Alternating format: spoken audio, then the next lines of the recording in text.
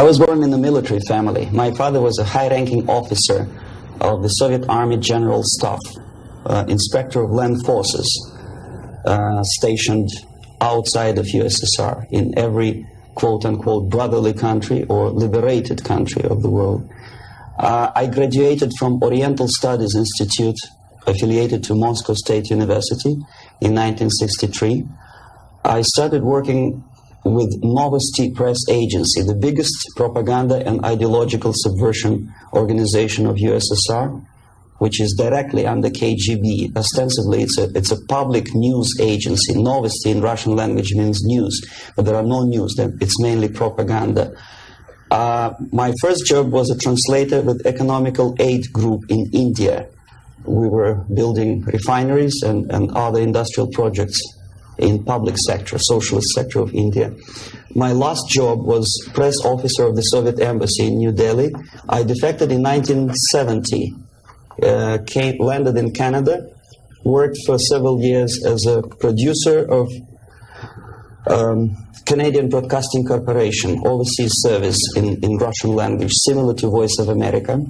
Then I was teaching at University of Toronto, Political Science Department, McGill University, Slavic Studies, and School of Journalism, Ottawa, in Carleton University in Ottawa.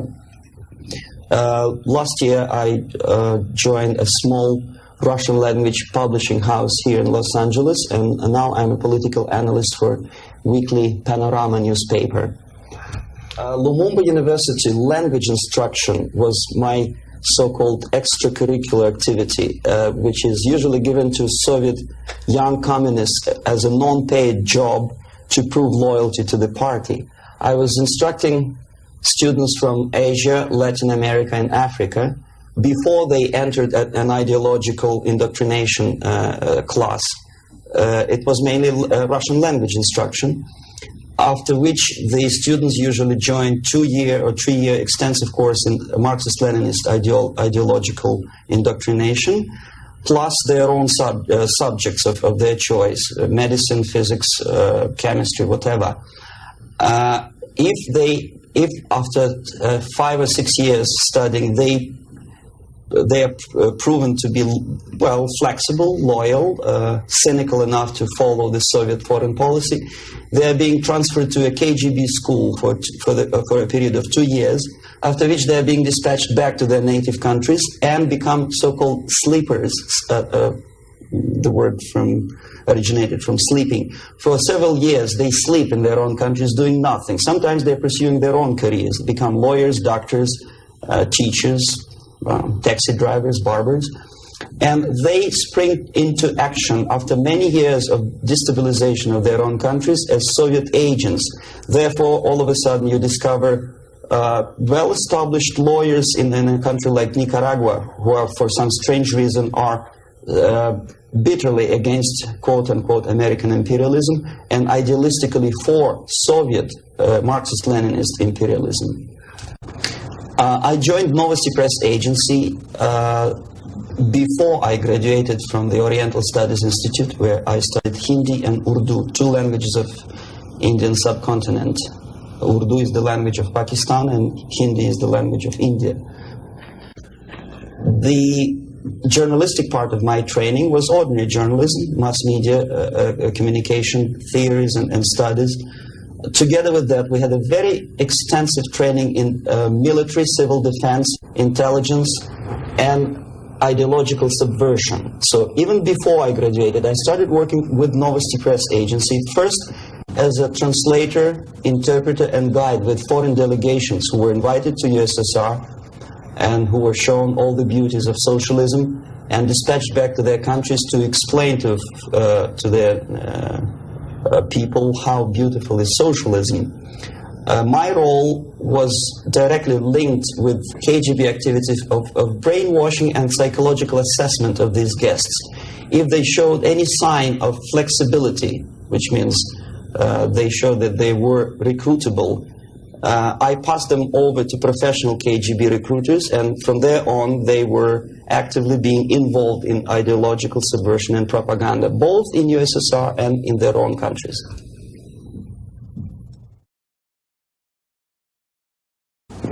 Well, decision, of course, was very painful and difficult.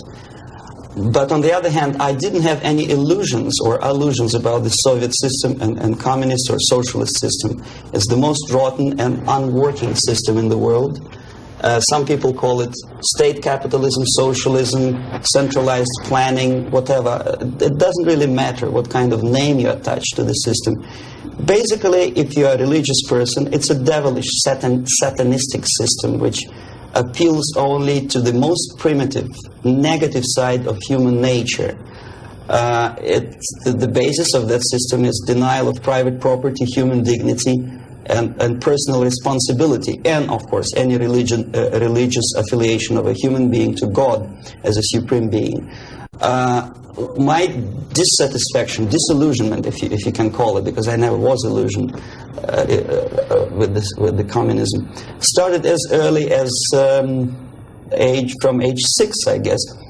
The first shock was after the Second World War, when most of the children of my age understood that United States is the friend with whom together Soviet people defeated Nazism, German fascism, all of a sudden turned into an enemy. And all of a sudden the propaganda turned 180 degrees around, and we were brainwashed in the spirit of hatred to everything which is American. But how could you explain to a child of 6 years old who owes his survival to American spam, condensed milk, egg powder, and things which you probably people never remember because nobody eats them these days, spam meat, you know what I'm talking about? How can you explain to them that these delicious things came from an enemy who wants to subvert and destroy us? It's impossible, because the child remembers when he was hungry, he was eating spam and drinking condensed American milk with the American eagle on the label. So all the efforts of the Soviet propaganda to convince me that America is bad was futile, naturally. That was the first shock. The second was this 20th Congress of the Soviet Communist Party, when Khrushchev revealed the atrocities of Stalin, terrorism, and murder, systematic murder of millions of innocent people. That was another greatest shock. And the third shock, of course, when I was already grown up, a student, invasion into Czechoslovakia in 1968. That was the last point. And when I was in India, acting as a Soviet official, a Soviet diplomat, I understood that sooner or later I have to defect and to explain what exactly I was doing in India. I fell in love with that country because at that time this country didn't do any harm to any neighbors, least of all to the Soviet Union. And yet we did so much harm to that country that I decided to defect and explain it, first to Indians, then to American politicians, intelligence communities, and media. Unfortunately, I didn't have much success because my stories were treated with a great skepticism. I was called paranoid, McCarthyist, fascist, Cold War maniac, and other names which I don't want to mention here. And it took me quite a number of years to understand that I'm talking to people who are trying to prevent average American from knowing the truth about communism. The basic methods are not that much different from activities of any public relation officer from any big company. Say Coca-Cola, I bet. They have their own department of public relations and press relations. But the ultimate goal, the ultimate purpose is different. If Coca-Cola wants to make profit and to sell more Coca-Cola to nations of the world, the Soviet Union, the ultimate purpose of the Soviet system is not to sell anything, least of all ideology, is to destroy the civilization on which the affluence and freedom based, and replace it with a system of total control over life of human beings, the system of total exploitation. That's the ultimate purpose. My specific measures, which I was forced to do, unwillingly of course, but I had to do them just to promote myself further and further, is bribery, corruption, befriending politicians, members of parliament, influential scholars, members of civil service, businessmen. In other words, anyone who has any anything to do with shaping of public opinion in the interests of the Soviet foreign policy. That would include a long process which sometimes is unnoticeable to an average person. It's a long-term process which is called ideological subversion. It's unnoticeable as movement of the small hand of a clock. You know it's going around, but even if you watch it intensely, you don't see the movement. The eventual result is befriending these people and trying to get them involved in the activity in the interests of the Soviet foreign policy. The immediate impulse when I learned that the Soviet embassy, Department of Research and Counter-Propaganda, of which I was a deputy chief, is engaged neither in research nor in counter-propaganda. It is a department which is compiling information of private nature on individuals divided in two groups, good boys and bad boys. The sympathetic people were promoted in media and public life. The people who were opposed to the Soviet foreign policy were blackwashed, blackmailed, and destroyed, first morally and sometimes physically too. Understanding of what I was doing came to me when I looked through a press release of United States Information Service describing an incident in a South Vietnamese city of Hue, captured by communists from Hanoi for 48 hours. Then it was recaptured by United States and South Vietnamese armies, and to their horror they discovered that within 2 nights the communists could manage to round up more than 15,000 people and execute them. Most of these people were either sympathetic to United States or to the Western culture, or directly involved in activities supporting United States President in South Vietnam, agents of CIA naturally, even barbers because they know too much. They were executed, and United States intelligence couldn't figure out how could they possibly do it in such short period of time. Later on they discovered, they found out from several defectors that long before communists occupied that city, there was an extensive omnipresent network of informers who knew exactly the addresses, the names, the whereabouts of each individual who was later executed. When I turned to my own files, I discovered that basically that information exists in my department. So it doesn't take much intelligence to understand what I was doing in India. I was compiling information. Comes revolution, these people would be executed. Indirectly, I was involved in a criminal activity, in mass murder. I decided to defect and explain it to Americans, and the response I already described. I was called a paranoid. But I decided to defect and try nevertheless. There's another long story. It's virtually impossible to defect in India simply because Indian government, under pressure from the Soviet government, if you can call them government. I don't call them government, I call them junta. They adopted a law as early as in 61 or 62, after Stalin's daughter defection especially. That law states that no embassy, no foreign legation on the territory of Indian Republic has a right to extend political asylum to any defector from any country, which is it's a masterpiece of hypocrisy. No other defector but a Soviet one needs a political asylum. If you are a Canadian or American, if you want to be nasty to your own government, the maximum you can do is just to pick up a phone and make a dirty phone call to your ambassador. Buy yourself a ticket and get lost. What happens to a Soviet defector under that law? If I knock a door of United States Embassy, by that law, the American diplomats have to turn me back to the Indian police, and Indian police takes me directly back to the Soviet embassy. And that's the end of my defection. So knowing that perfectly well, and having contacts both with Indian police and American media corps, I understood that the only way for me was to disappear for a while. And the best way I discovered was to mix with a group of hippies. Mind you, that was the time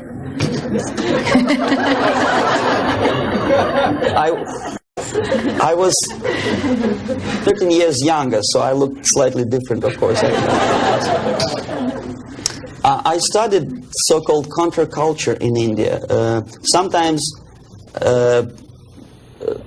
good, sincere young people who wanted to study Oriental mysticism and culture and religion, but most of them were simply easygoing individuals who were delighted with exotic life and the easiness with which they can purchase hashish and other drugs in India. And sometimes they traveled Indian subcontinent without any identification papers. So the best way to escape detection was to mix with the group of hippies and travel in India until the campaign in the media and in the police search will subside. All the newspapers in India carried my picture and announcement of the police that anyone coming forward with information about my whereabouts would receive 5,000 or 2,000 rupees. Knowing that perfectly well, I just walked India barefoot with beads and blue jeans, smoking hash and enjoying life. Until I found sympathetic journalists who smuggled me from India to Greece. Mind you, that was a military dictatorship at that time. Then only I approached American CIA, and they helped me to land in Canada as a legit, ordinary immigrant. So now I'm a Canadian citizen, as you can see from my patriotic tie. Canada is a kind of middle of the road country where there are so many various ethnic groups that another strange character who speaks both Russian and English and two Oriental languages, I didn't have any problem fitting into academic circles, and first being just a student at the University of Toronto and later a producer with the Canadian Broadcasting Corporation. I think it was successful, and until and unless there will be follow-up to that movie, it will remain as an open wound in the United States, as a scare tactic, which in this particular case I'm not sure whether KGB paid for production of that movie or not, but it's totally irrelevant. What is the most important, unless after seeing the tragic sequences of the nuclear attack, American population is not explained what to do about it. If you still stop at that and let it be, obviously, this is the scare tactic, this is the greatest harm done to United States by Americans, by American filmmaker. I bet Andropov and all his disinformation system could not possibly do that much harm to the United States. When you see something obviously sponsored by the Soviets, you understand, well, this is propaganda. You may or may not agree with this depending on your background and intelligence and education. But here it's a subtle approach, playing on the most sensitive strings of your soul, appealing to the most basic instincts of human nature, survival. But there are no answers. How to survive? Well, obviously, disarmament is not the answer. Simply because some people naively expect Andropov to blush out of shame and reduce the number of warheads. It doesn't happen this way. We are facing unresponsive, irresponsible group of people for whom nuclear war is not a theory, it's a practice, and the military strategy of the Soviet Union is designed to do nuclear war and to survive and possibly to win. I started my military training when I was 6 or 7 years old, when I entered secondary school, and I graduated in '63 after almost 15 years of continuous training as a junior lieutenant of reserve of the Soviet Army.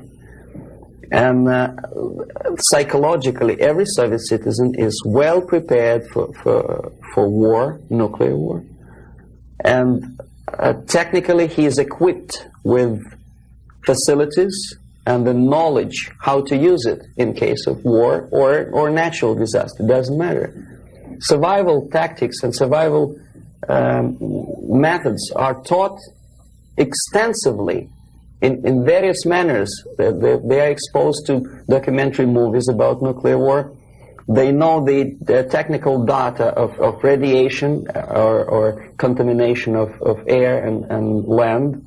They know the organizational patterns of civil defense to such an extent that even if there is no nuclear attack, even if there is conventional warfare, each individual at a certain time knows exactly where to go, what to do, where is the shelter, whom to call by telephone, which is not the case, unfortunately, in the United States. I think if a bomb, ordinary bomb, maybe a stink bomb is dropped in the middle of Los Angeles, most of the people will not die of atomic radiation. They will die of panic. They will run, and the traffic jams and the panic will kill more people than anything else. And where do they go?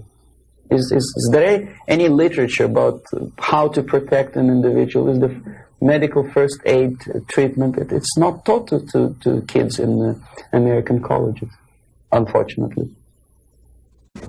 For example, there's obvious tension in the world. Television newscasts inform American family about happenings in East and West Germany. And only at the last moment they decide to bring the canned food down to the basement. It's sheer idiocy. Why not to have them in the basement at peacetime? Number two, there's very realistic picture of what happens when the first nuclear bomb strikes a big city, Kansas City, I think. And people start, a big panoramic picture shows almost an anthill when people are disoriented totally. That would produce love in Russia, because unlike that, Soviets know exactly what to do. There'll be much less panic, if at all.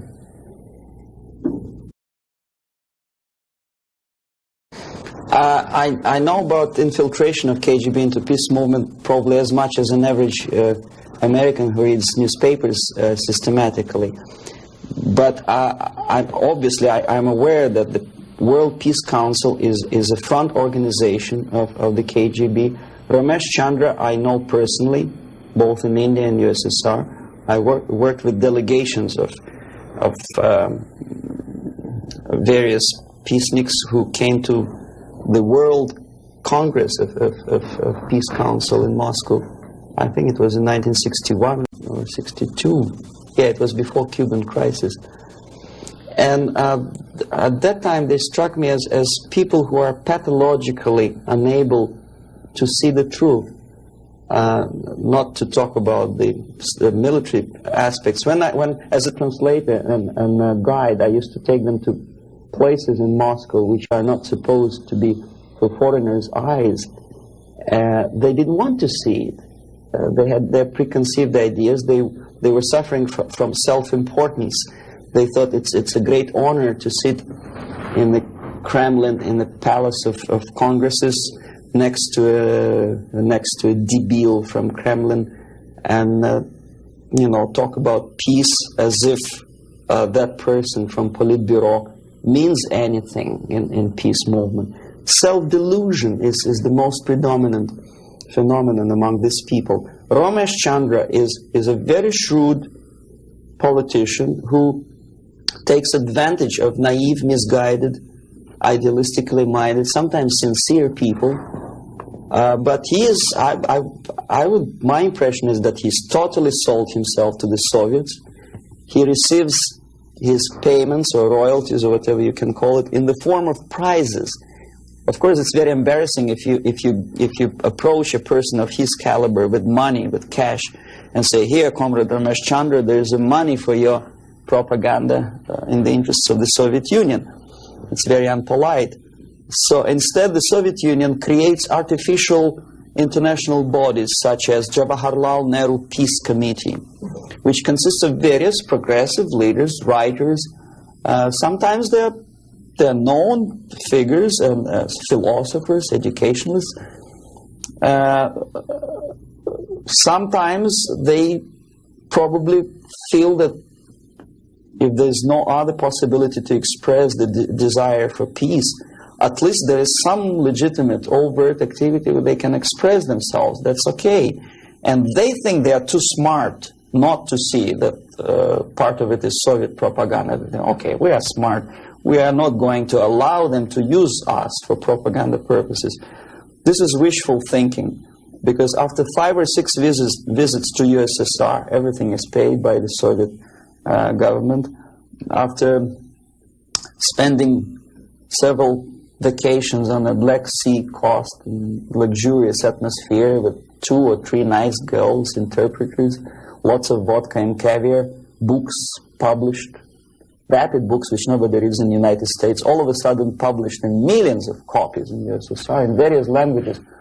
That tickles their ego. They think they're somebodies all of a sudden.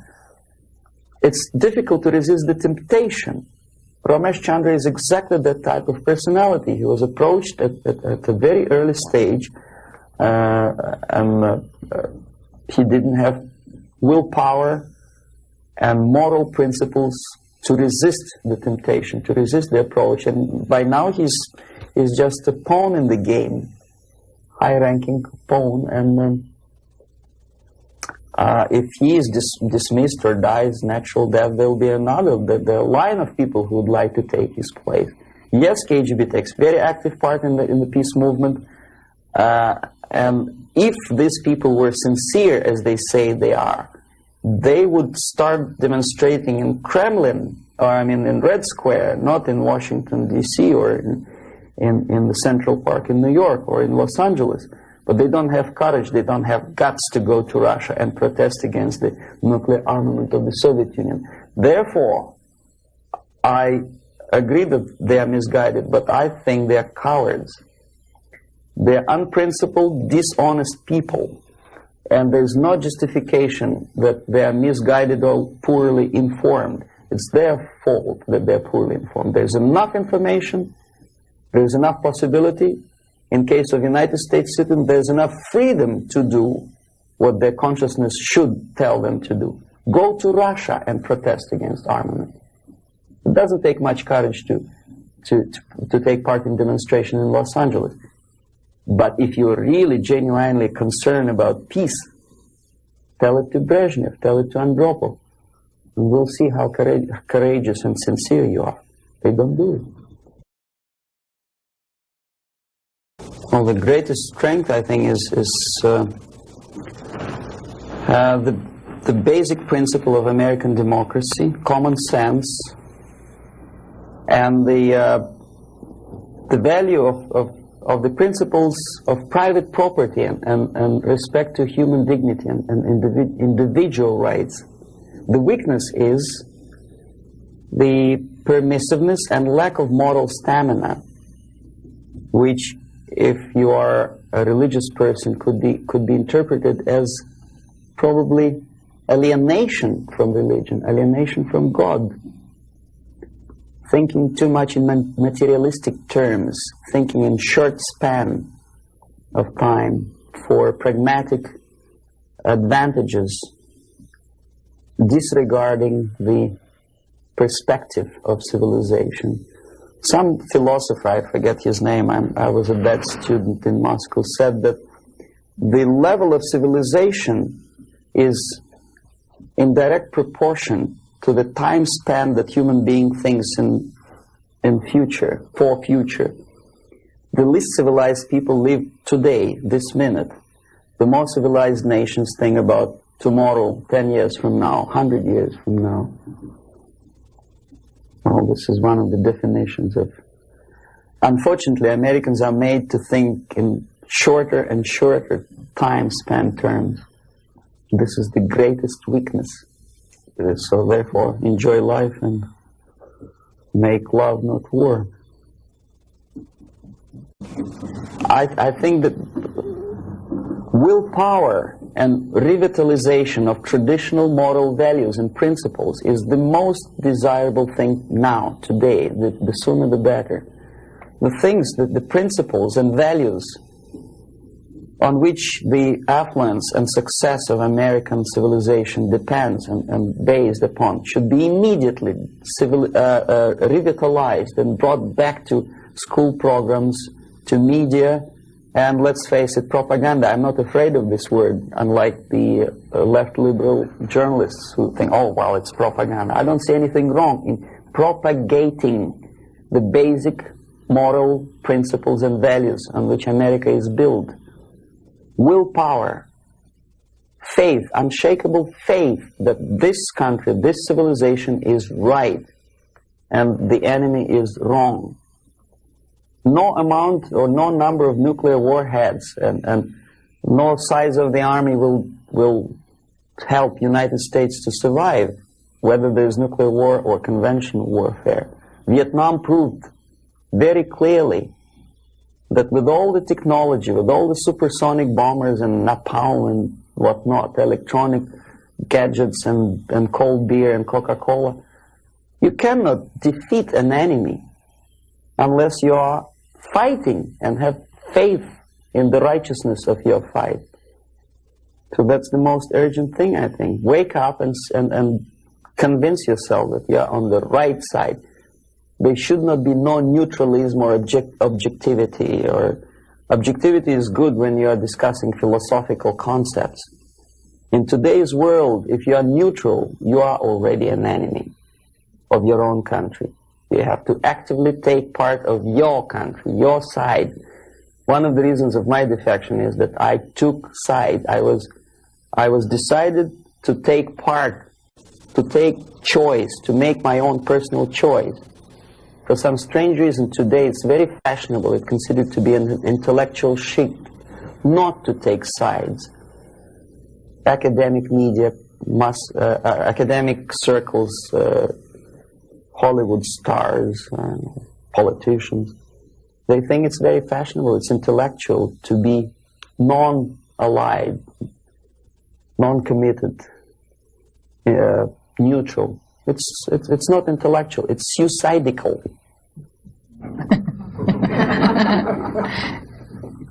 Suicidal.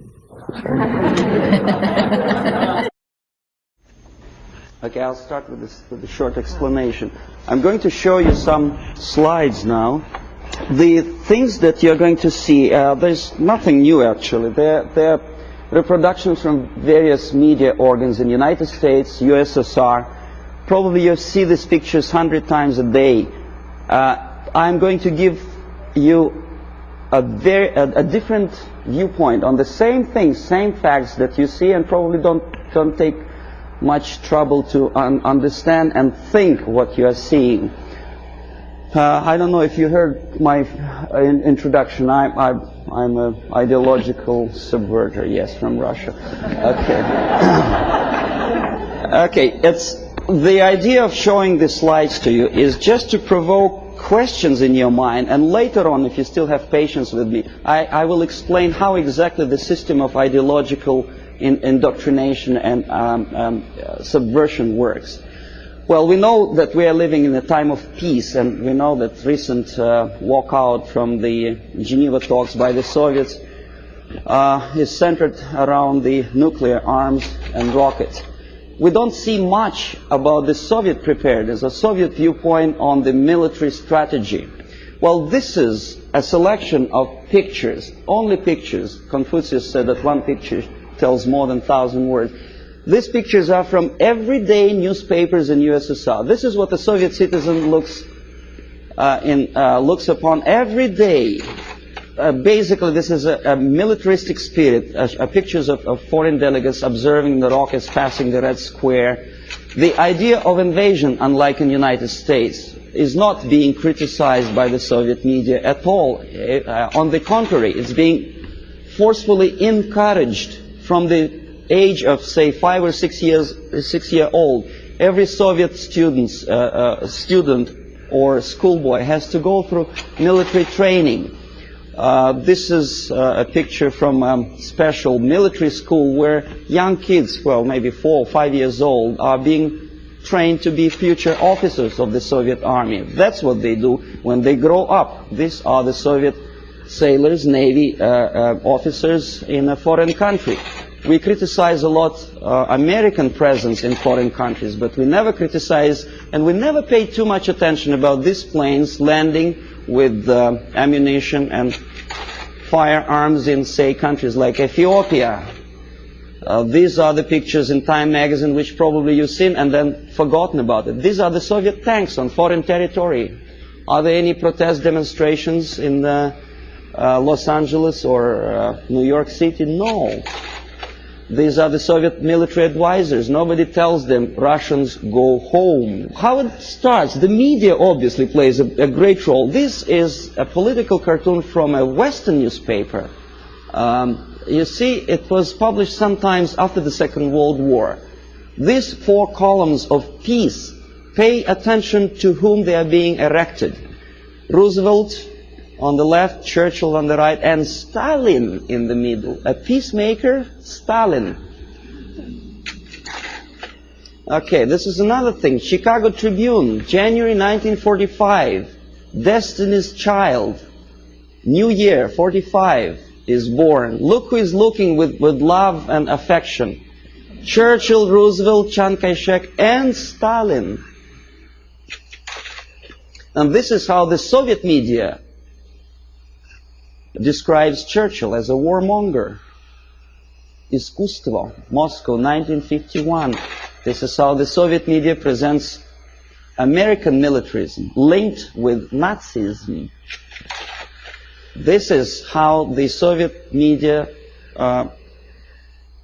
illustrates South African colonialism, not much different from a political cartoon in New York Times or Los Angeles Times. As a matter of fact, almost similar. Growth of inflation due to military expenses. A political cartoon from Pravda newspaper. It could be published as it is in Los Angeles Times. Nobody would wonder. NATO is criticized by the Soviet media, but so it is by the American media. Law and order, justifying the former military criminals. This picture. This is what this is a number of books which I selected in an average university bookstore. Most of them are left-wing propaganda. Erich Fromm, May Men Prevail. The Indochina story, of course, from the viewpoint of left. Lenin's work, How to Deal with Communists, by a former ambassador to USSR. Marx and Engels, Lenin, Herbert Marcuse. The communist movement. These are the books which are included in the list of reading for an average student of political science department in any college of Canada or United States. These are the books which are on sale in United States and Canada. Soviet propaganda. These are the booklets and magazines published by Novosti Press Agency, for which I worked for 12 years. No restriction for these booklets. I found them on the campus of Toronto University. Half of these books I edited myself when I was working for Novosti in Moscow. This is a very interesting thing. It doesn't say much unless I explain what it is. These are the seals attached to crates of books imported from USSR to Montreal. As you can easily see, the seal is unbroken, which means that the customs in Canada didn't bother to see what's inside. And as I know from my personal experience, we used to import machine guns, AK-47 and ammunition through India to Bangladesh in exactly the same crates, signed printed matter to Dhaka University. This is what editor of Time magazine suggests you to read at the time of invasion, fall of Southeast Asia to communists. Solzhenitsyn's Gulag Archipelago is on the bottom of the list according to the editor's choice. Why on bottom of the list? These are the books which are never included in the list of compulsory reading to in any university or college in United States or Canada. Look what the student is missing. The Death of Stalin, Childhood in Prison, Ferment in Ukraine, Russian Secret Service, The Great Terror. These are the books which for some strange reason Americans are denied the freedom and right to read. Why America is in global retreat? Have you ever seen this book on a campus? No, of course not.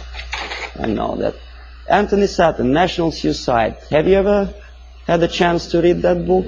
Oh, you had? Well,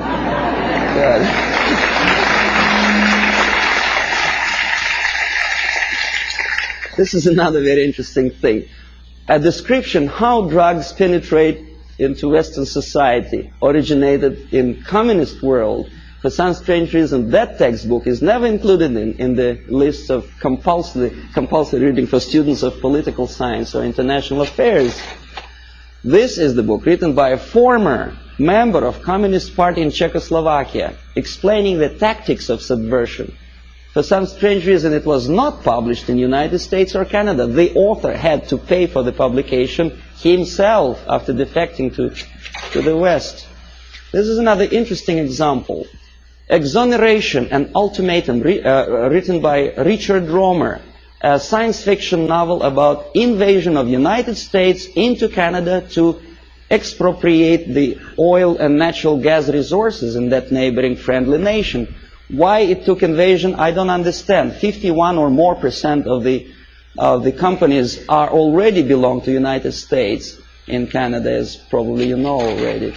Who is the author? Richard Romer is a dynamic and dedicated exponent of the needs of potential. And so anyway, he's a friend of Pierre Trudeau, a former military officer. And what he writes is something that Andropov probably would be very happy about.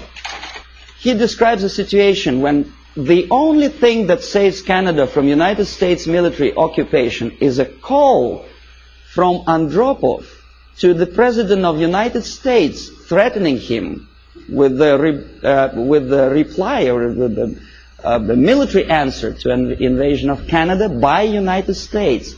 And this is written by a close friend of Pierre Trudeau, a politician, a former military man. Why?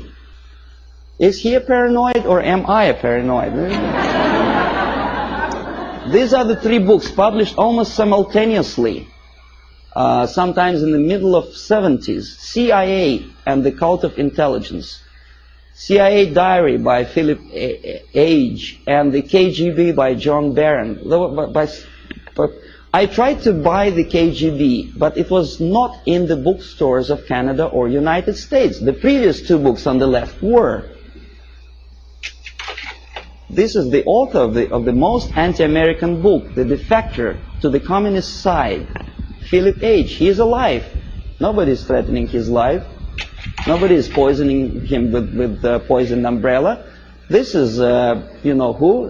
He is criticizing CIA for developing a gun to kill communist agents. And he tries to present it as a crime on behalf of United States Intelligence Agency. Why is it a crime? To defend you from the communist agents and to develop a secret gun, which is silent, is a crime. Is there any logic? I don't see any. This is the fellow who also criticizes the United States CIA for developing technical means of bugging USSR embassies on the territory of United States. Why not? I don't see any reason why not.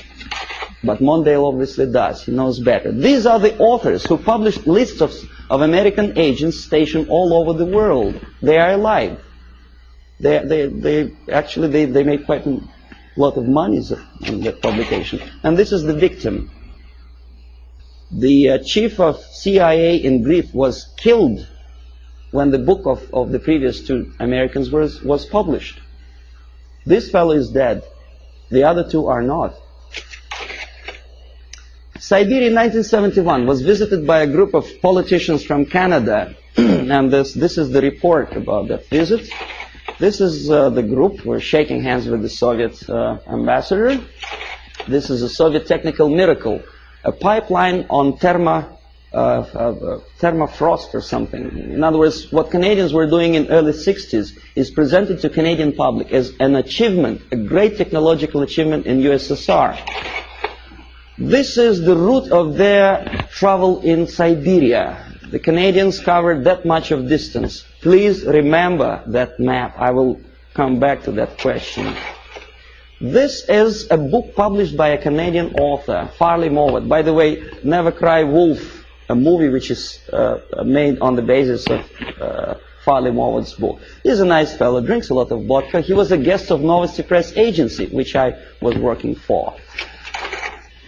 This is another book written by Farley-Mowat after returning from Siberia. He was accompanied by a person like myself, a Novosti Press Agency journalist. Glorification of Siberia. This is what this is the route, I promised you to come back to that map, which Farley-Mowat, a Canadian progressive writer, covered when he was in USSR. This is what he makes Canadians to believe Siberia looks like. It does, of course. Baikal Lake is a very beautiful natural phenomenon. A nicely dressed Soviet Eskimos or Chukchas, I don't know, some ethnic minorities, friendly talking to each other in fluent English.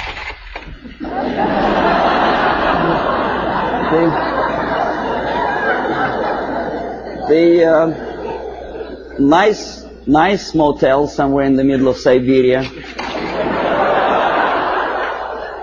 Huge hydroelectrical projects. It is true, it is built, but they never mentioned by whom. And this is what I eventually wanted to show you. These are the two routes. First one in red ink by Canadian government delegation. In blue ink by the author Farley-Mowat, accompanied by Novosti Press Agency. The black dots are locations of Soviet concentration camps. These people were shown the places where the slave labor is being used by the Soviet government, if you call them government. I call them junta of mass murderers. But there is not a single mentioning, not a word, that those beautiful electric stations were built by slave labor. This is what Canadian reader will never see in the report by Canadian politicians or the progressive writer Farley-Mowat. You say, well, that's Russia. This is not a kindergarten. This is a prison for children of prisoners. These are the houses. If an American contractor would build a house like that, I think he will end up in jail.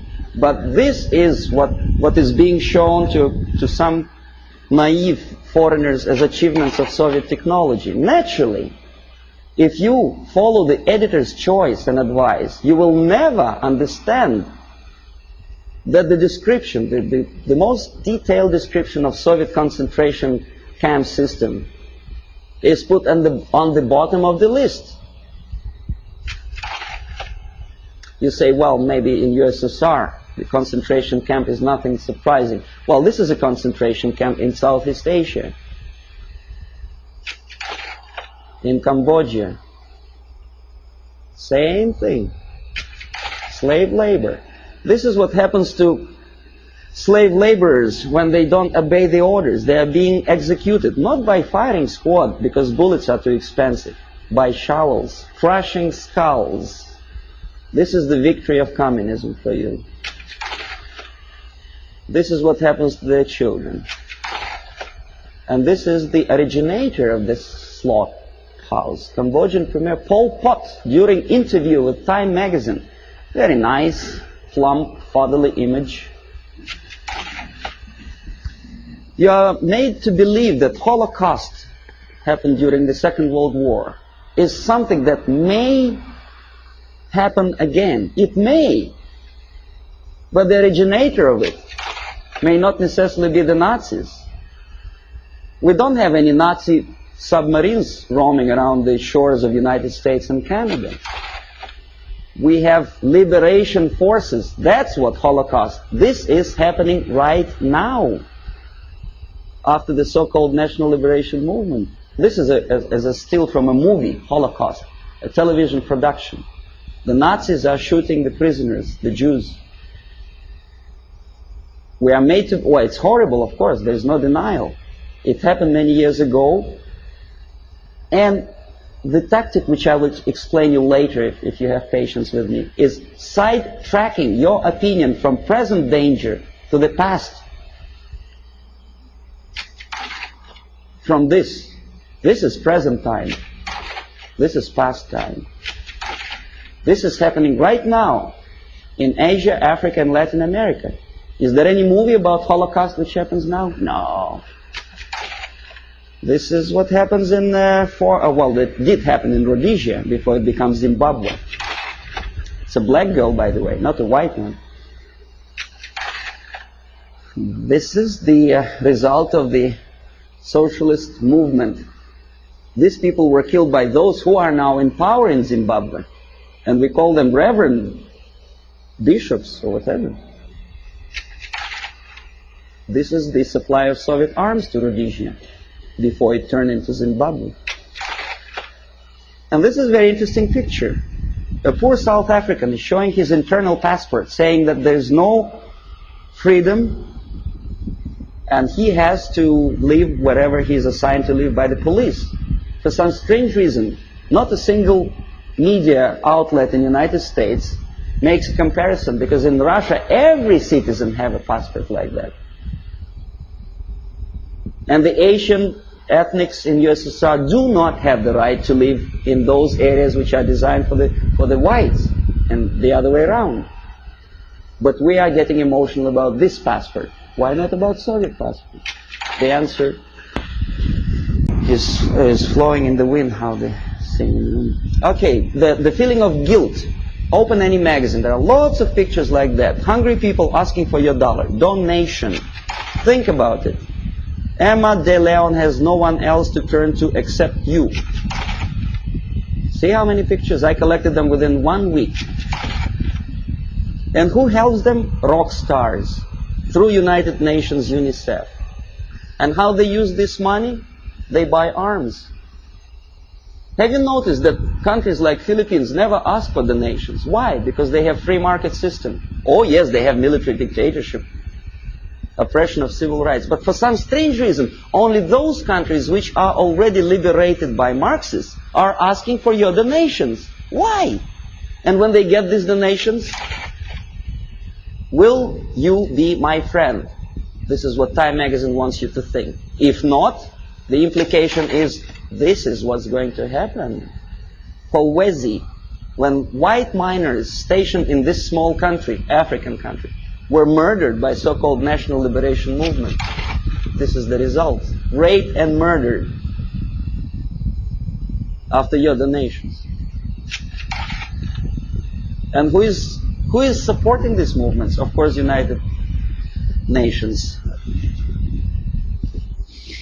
Okay, we'll come later on to the question of semantic manipulation. Everybody knows that United Nations is not united and it's not nations, but we continue to call them.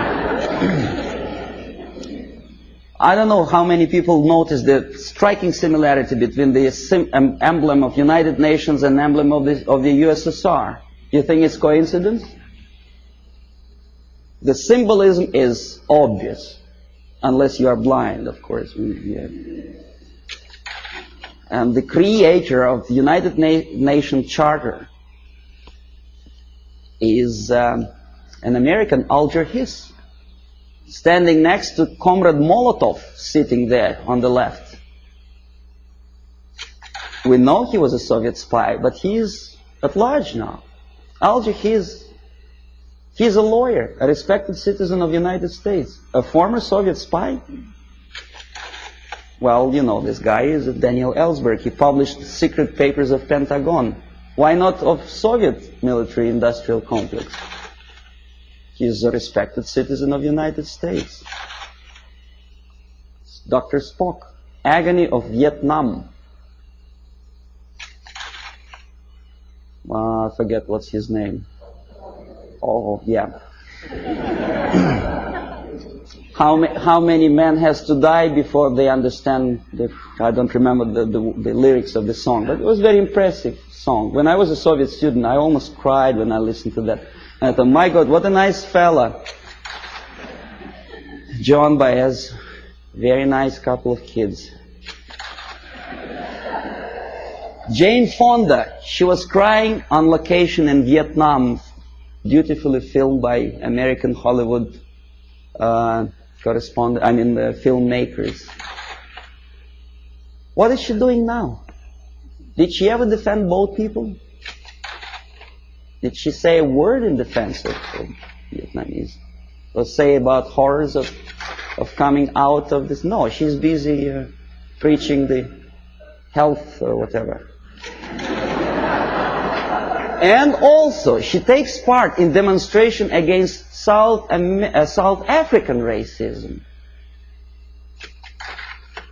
Not about this. And not about this. This is liberation movement warriors. Jane Fonda didn't say anything about that racism. A black killed by blacks simply because he is anti-communist. That's just a symbolic picture. Okay, now next thing, I'm going to show you some slides which are also nothing sensational, but may provoke some questions in your mind. Maybe not.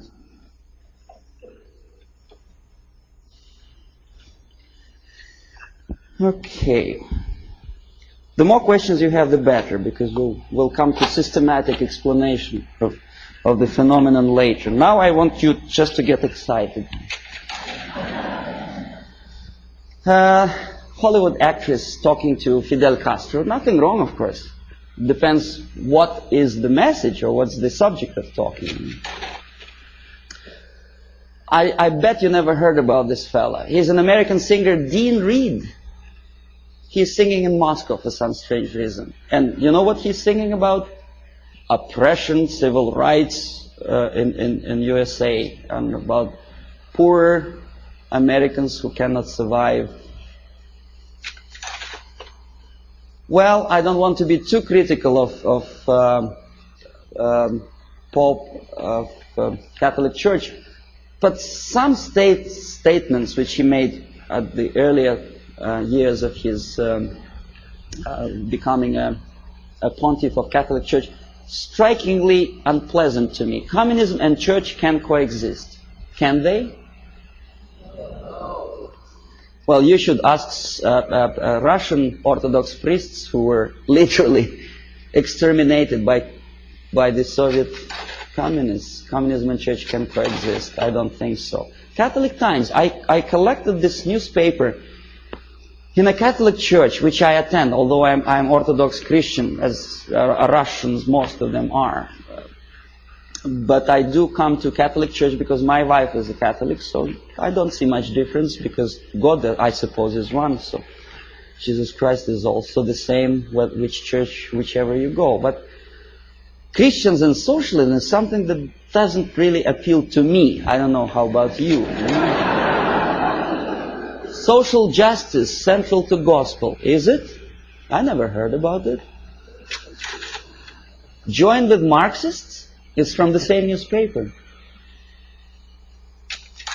And that's how they joined with Marxists. Nicaragua, before Sandinista came to power. A priest with machine gun behind his back. And the machine gun, of course, Kalashnikov, if you know anything about machine guns. Okay, then there are some strange deviations from religious path. What's his name? Jim Jones. Reverend? Nice looking guy with adopted kids, and shaking hands with a politician, Mayor George Moscone, in 1976. Very nice. Really fun. That's how it all ended, you remember. More than 900 people who poisoned themselves together with their kids in Guyana. This is a very interesting picture. It's not very clear. Instead of Jesus Christ, they put a naked lady, in the church.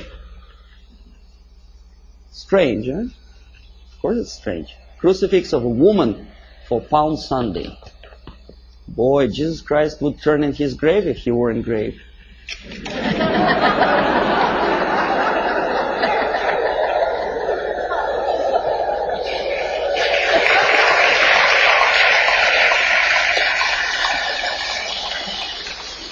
Now this is something that also indicates some strange occurrences within the framework of organized religion. In Struggle, a paper with hammer and sickle, published by a Canadian group of Trotskyites, very dynamic, extremely radical group. They challenged the question, whose democracy is this? meaning that Canadian democracy is not democracy at all, simply because that radical group is challenged by the local police, right? So nothing new, we know about this. But look where this paper is being distributed. Political repression, Friday, October, Battle Street, United Church. Strange, huh? See, this is the same leaflet, enlarged. This is another thing. President Carter handed over an antique crown belonged to Church of Hungary to the present communist regime of Hungary. Why? I don't understand. To make them friendlier to church? I doubt. Feminist movement. I don't know how you feel about feminism. I don't think that to be equal with men, you have to politicize your movement. You cannot legislate equality. You have to be equal. But that distracts your mind from real issues of family, loyalty, and well, if you feel moral foundations, and they make a great political capital on that. First Lady of the United States sitting to some kind of, I forget what her name was, exposing her tits to the media. I mean, this is, and by the American media standards, this is something normal, acceptable. A First Lady of the United States together with a lady who burns her bra. I don't know. Well, ladies in the army, of course, I don't know what's your opinion. I never heard about girls in the Soviet army, especially in the infantry force, simply because when they have period, that may create a problem for invasion of, say, Afghanistan.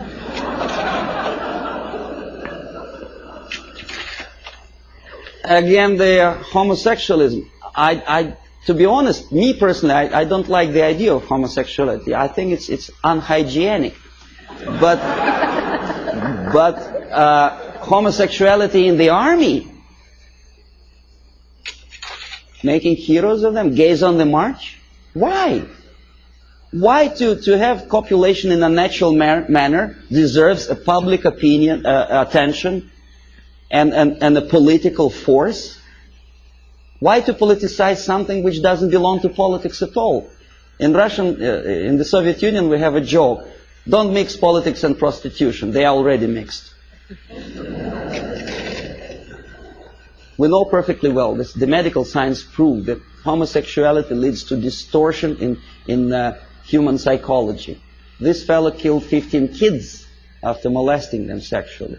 We know that most of the agents who were recruited by KGB, including McLean and Guy Burgess, were homosexuals.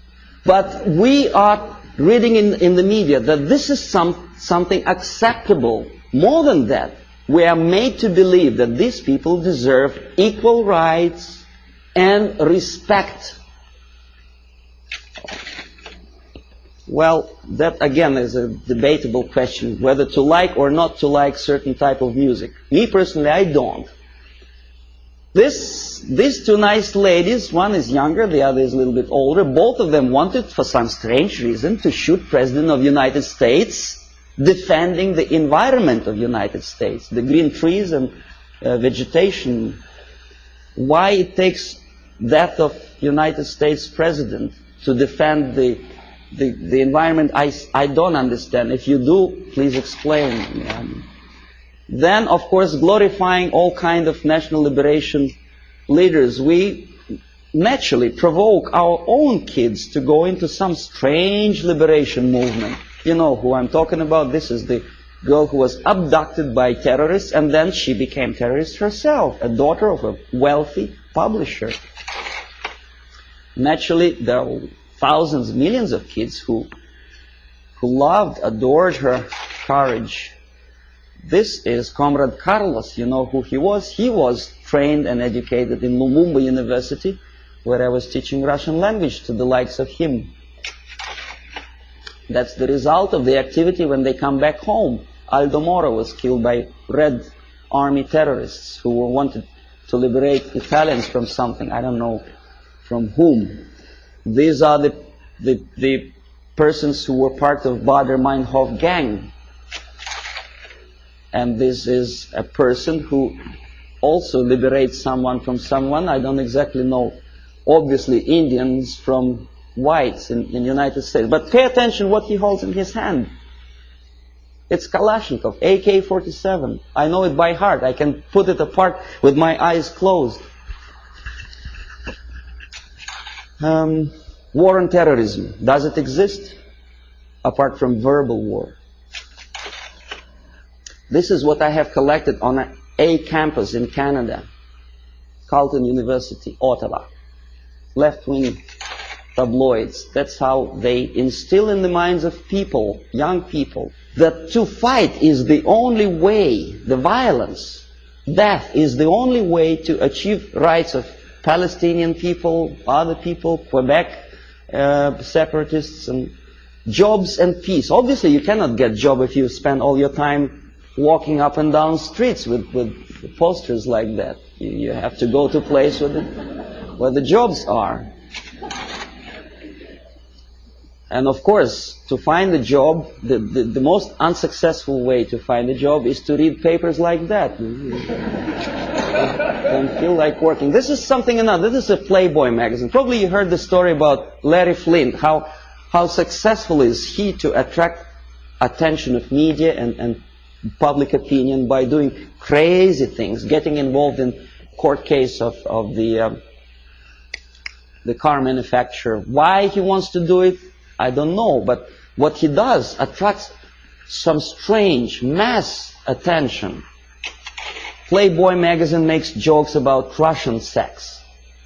That's the image they want to present to American people.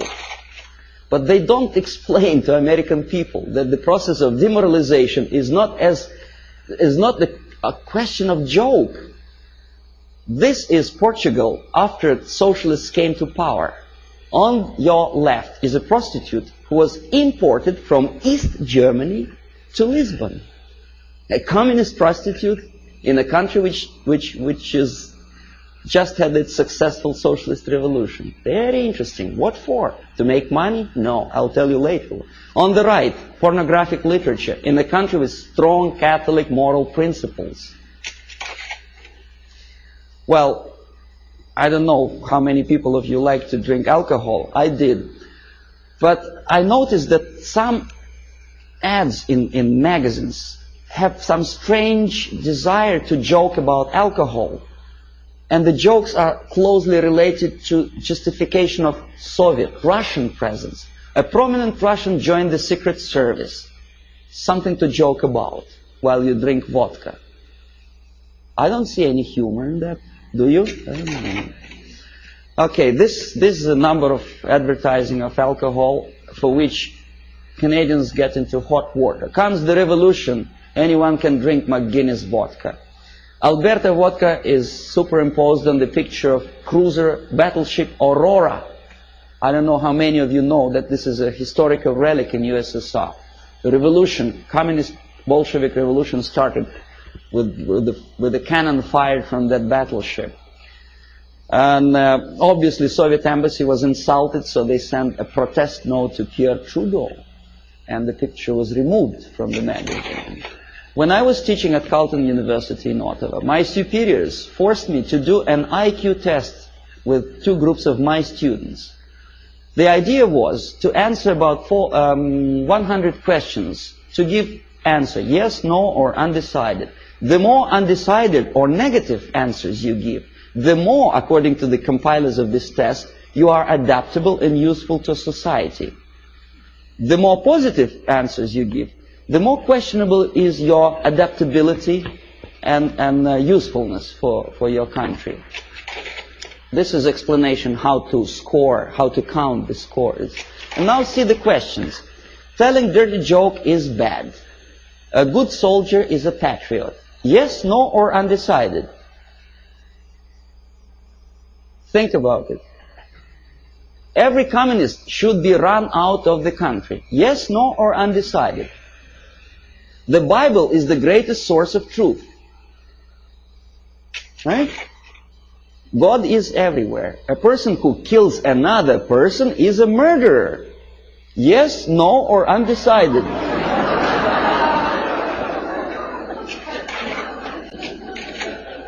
Okay, now, if you don't believe me, let's come back. See, I want to repeat you once again the conditions of the scoring. The more undecided and negative answers you give, the more you are adaptable and flexible and useful for the society. Do you understand what they are doing to kids? Okay, they are doing two things at a time. They teach them moral relativism.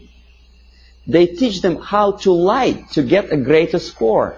Because obviously a child would say if a person kills another person, he is a murderer. But for the sake of getting a higher score, obviously a student would put no or undecided. So you teach your kid how to lie to be successful and to look adaptable and useful for society. Well, obviously I had to do that test, but I added one more question to that thing. My own question. I said, what kind of society you are going to be useful to?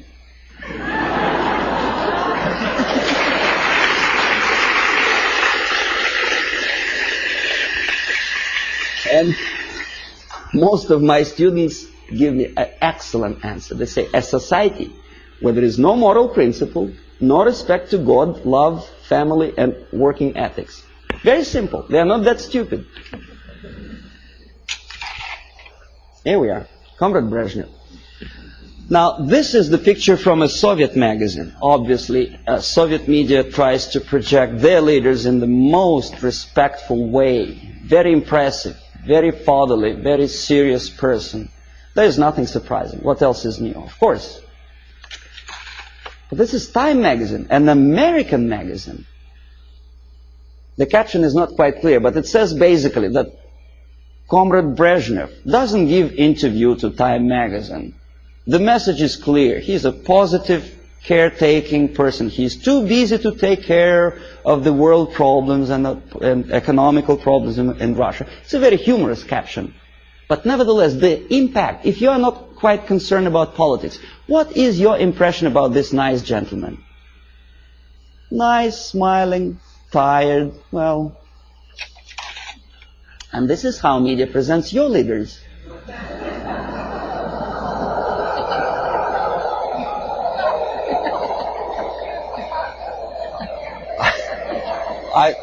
I don't know whether he deserves to be presented like that or not. This is a different question.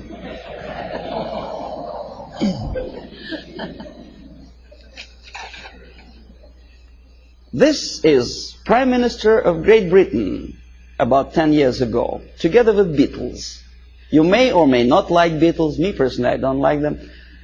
But a Prime Minister of a country together with entertainers. The Queen, Her Majesty Queen, knighted Beatles, a highest honor which previously in all times was given only to the most deserving patriots of the British Empire, was given to a bunch of monkeys.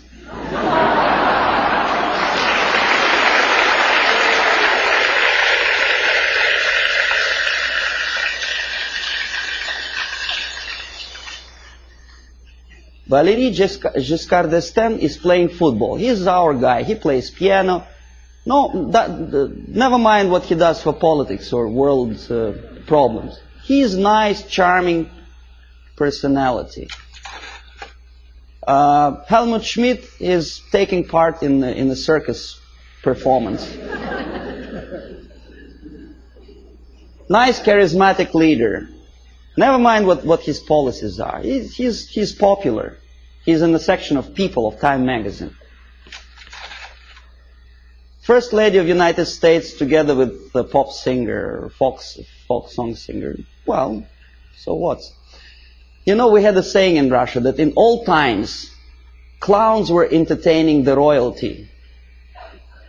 Today, the mightiest of the world think it's a privilege to appear with entertainers. It's just the reverse of the old principle, you know. They are the entertainers of entertainers. because they want it for their political career. Ed Kennedy dances in Moscow. Why? I mean, is that his business to go to USSR?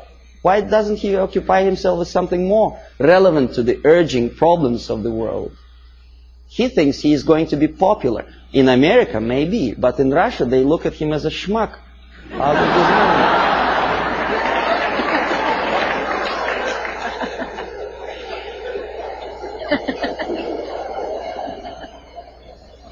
Senator McGovern is talking to a gorilla somewhere in Africa. Not the gorilla monkey, but a young member of National Patriotic Movement. The movement which is indoctrinated by the Soviets, armed and paid for. He thinks he's smart and he's something to admire. I bet the guys who are standing behind don't think this way at all. Well, Kissinger just by mistake is here. Would you buy a second-hand car from this?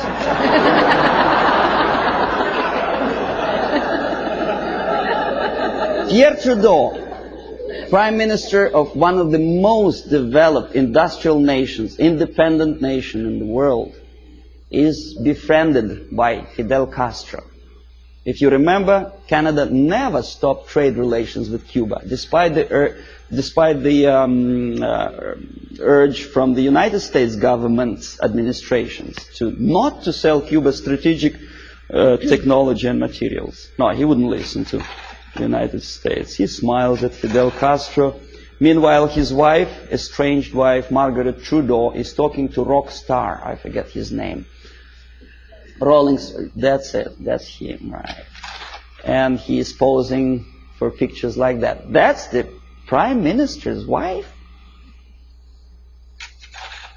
That's her too.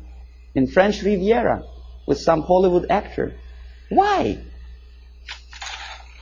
50 years ago, for a thing like that, a Prime Minister would have to resign. It's a shame for a nation. Not anymore. Okay, now détente. That's another debatable question. Why we are so happy, Comrade Nixon?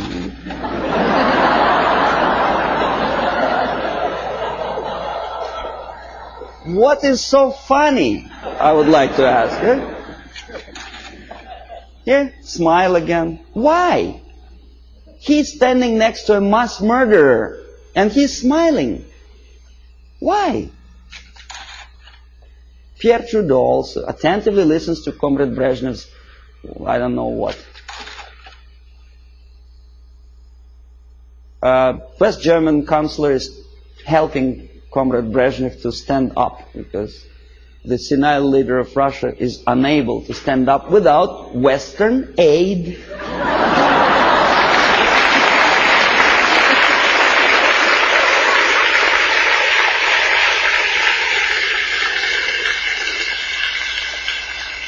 Oh, you may say, well, it's West Germans, they're too close to Russia, probably they do it just in case.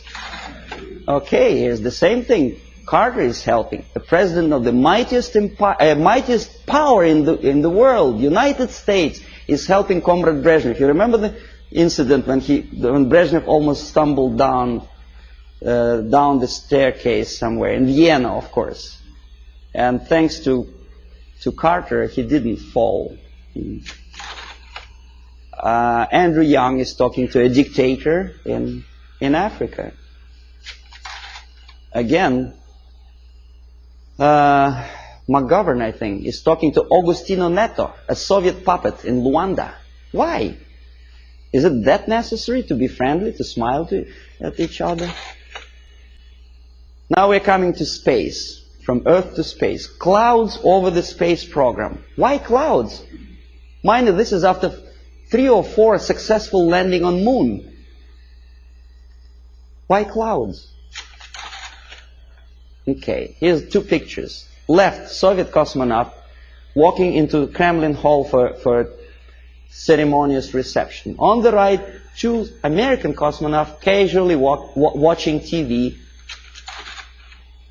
On the top, Soviet Politburo talking to the space pilots on orbit. On the lower picture, Lyndon Johnson with, I think that's Glenn, no? An American spice pilot. Now, even if you don't know anything about the theory of information, the comparison, mind you, this is a French magazine, it's not a Soviet propaganda. The comparison of the size of the pictures gives you the message already. What is more important? What is more impressive? Here, a picture from Soviet newspaper Pravda. A Soviet schoolboy compares two replicas of Soviet Soyuz spacecraft and American Apollo. Friendship in space, détente, right? Pay attention to the size of the spacecrafts. They are almost identical, right? Now this is what the size, almost actual size is. The American spacecraft is on the left. It's almost twice as big as the Soviet one, right? Okay, this is a Soviet picture. This is an American picture with true sizes. Okay? You say, well, Soviet media, of course, tries to diminish the successes of the American space program. Now, this is an American media. On the left, a Soviet moon walker or Soviet probe on moon. On the right side, an American space Volkswagen, as they say. It actually was used on the surface of moon. The sizes are almost identical, right? Wrong. The thing on the left is the size of a tea kettle. In other words, about 100 times smaller. But Time magazine does not explain it to the readers. An average person in the United States has an impression that the junk on the left is as important and as successful as the masterpiece of technology produced by American mind and ingenuity. Okay, you remember Skylab? There was a time when it just about to fall down on the United States or any other country. And the Pentagon was very worried. There were pictures, there were discussions on TV. Some strange characters even started joking about it. See the Skylab target. A lot of emotions expressed about the failure of United States Skylab. A lot of bitter opinions were expressed about the unnecessary spending on space research. But when Soviet nuclear-powered satellite fell on the territory of Canada, there was no protest demonstrations, there were nothing like that. Nowhere in the world. Ask yourself why. According to some information, this was not a satellite at all.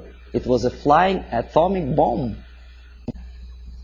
Canadians spent something like $15 million just to find the junk on their own territory. Thanks God it fell in inhabited areas of Canada, in Northwest Territories, where only penguins live. Or what if it fell on Toronto? A flying nuclear bomb? Oh boy. But no protests.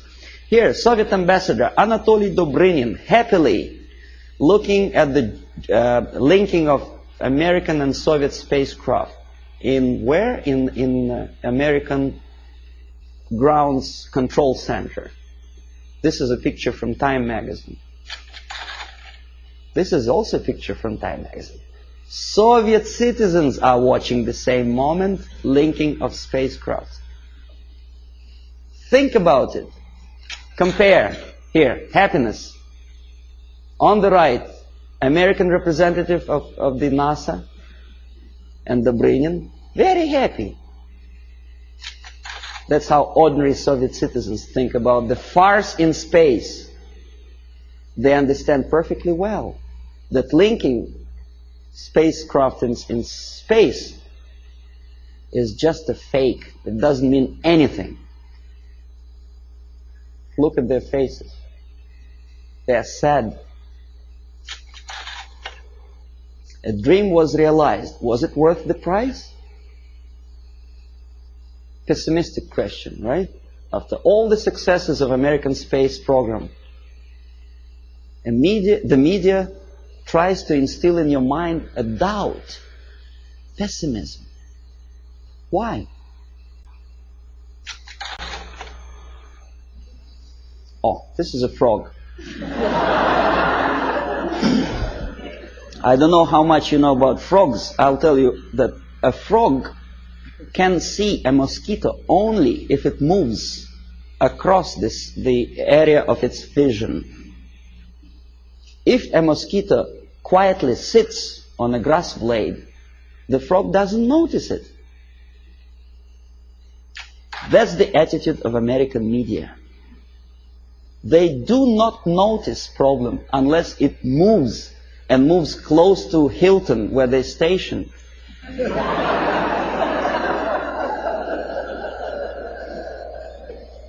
These are the people who may file a suit against me if I call them liars, but that's exactly what they are. They've been lying to you for years and years about the situation in Vietnam, in Russia. They were selling commercials, deodorizers and cars. And they sold you a rotten information, disinformation of what happens in the world. They have a vision of frog, but they look like semi-gods to you. And if I challenge their credibility, probably the people will call me a paranoid or a very nasty person. I may be a nasty person, but that's my opinion. I was a person who used to take these people for a ride when I was working for the Soviet side. Okay, if you don't believe me here, one of the most conservative newspapers, in this particular case it's a Canadian newspaper, the Globe and Mail, editorial page. Nothing special, right? The malaise of liberal democracies. Saving Bhutto, former president of Pakistan, called priority. And then there is another article on the right here. US out to dominate Pacific, Russians claim. Well, obviously somebody's opinion, right? Nothing unusual for an average reader. Russians claim that United States out to dominate Pacific. The idea is that, well, United States is obviously aggressive and they want to dominate something and Russians are unhappy about it. Somebody says.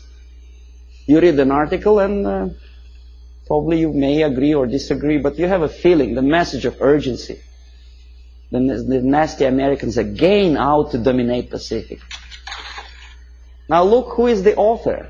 Alexander Malishkin, Novosti Press Agency. Not a word. Who is Malishkin and what is Novosti Press Agency? An average reader will accept this article as a legitimate, overt expression of an ordinary journalist. It is not an opinion. It's a fabrication by an extension of KGB. Novosti Press Agency is an organization for which I worked for 12 years.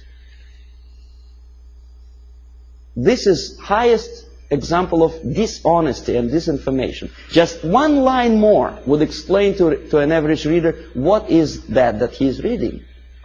But alas, there is no explanation. Now this is the monument to Mother Russia in former Stalingrad. Now it is Volgograd. The statue is designed to instill feeling of patriotism and I don't know what else. Pride maybe for the motherland.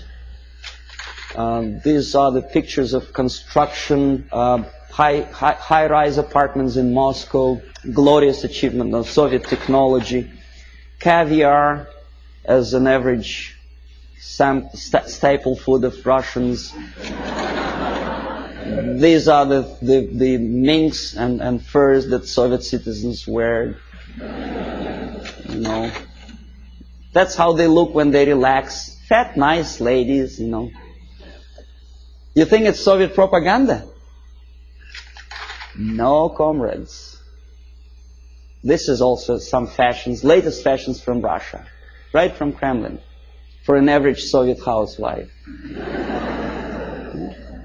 Well, obviously, it doesn't take much intelligence to understand that this is not quite true. And obviously, it has something to do with the Soviet propaganda. the myths and the realities of the KGB. You see, you don't see the... From Stalin to Kosygin, The Myth and the Realities, by Avril Harriman, a former ambassador of the United States to USSR. Very complimenting article to the Soviet system.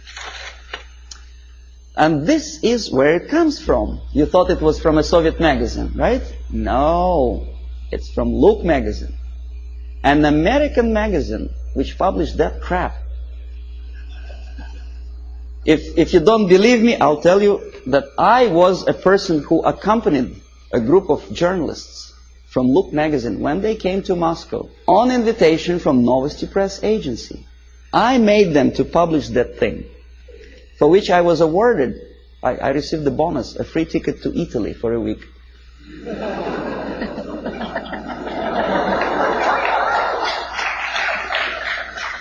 Now, this has looked like sheer high-class idiocy, but unfortunately, this is exactly what happened.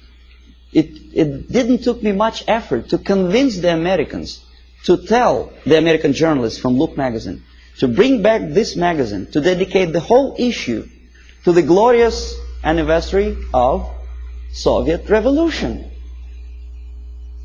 This is what you were reading in your American magazine. This is how an average American perceived the Soviet way of life. A happy Soviet citizens. This is what an average girl in Russia wears. This is what they eat and drink. This is how they build their apartment houses. And this is how they're fiercely patriotic. Amazing. Anyway, so I will explain you how it all happens. The last two pictures I will not comment. I want you simply to look close into these eyes.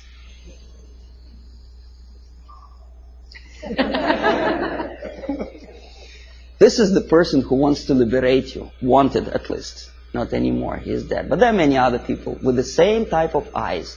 If I were a deeply religious person, my answer to that picture would be, these are the eyes of a Satan.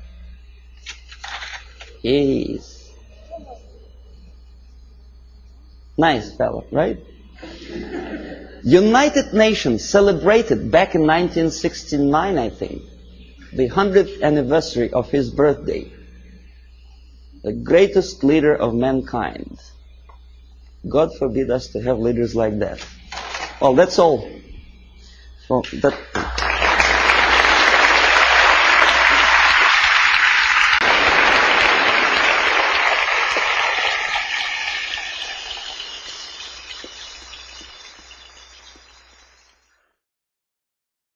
Subversion is the term, if you look in a dictionary or criminal code to that matter, usually is explained as a part of activity to destroy things like religion, government, system, political, economical system of a country.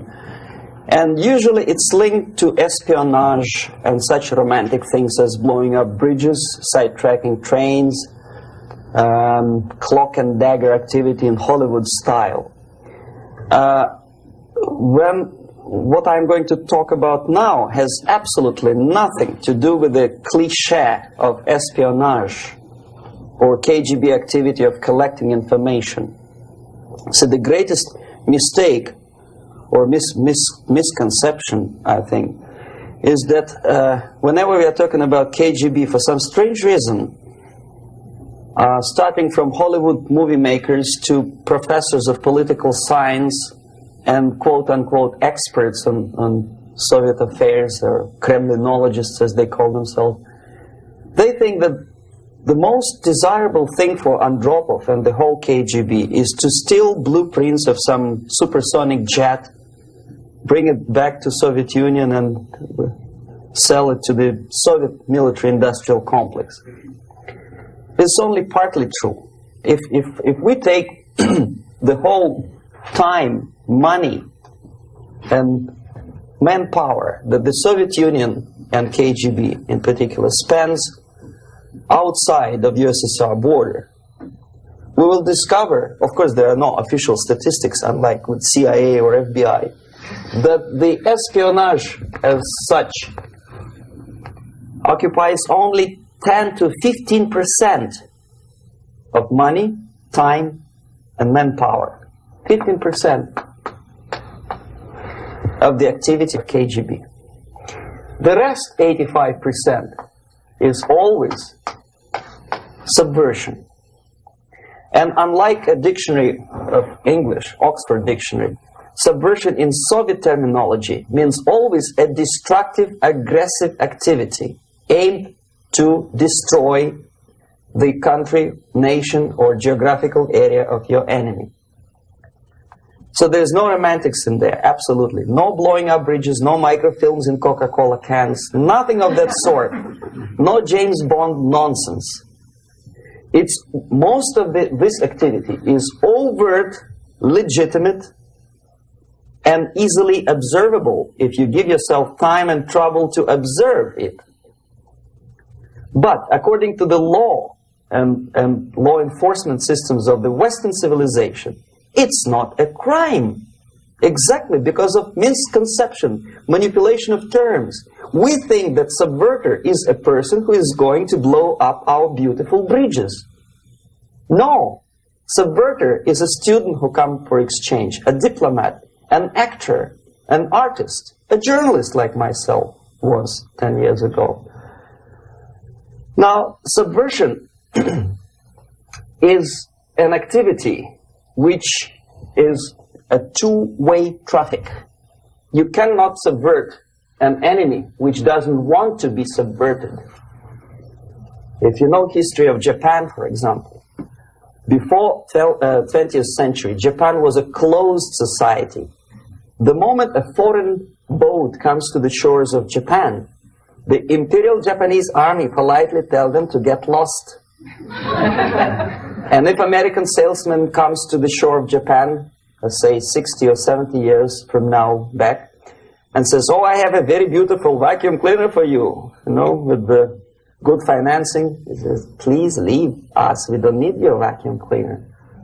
If they don't leave, they shoot them to preserve their culture, ideology, traditions, values intact.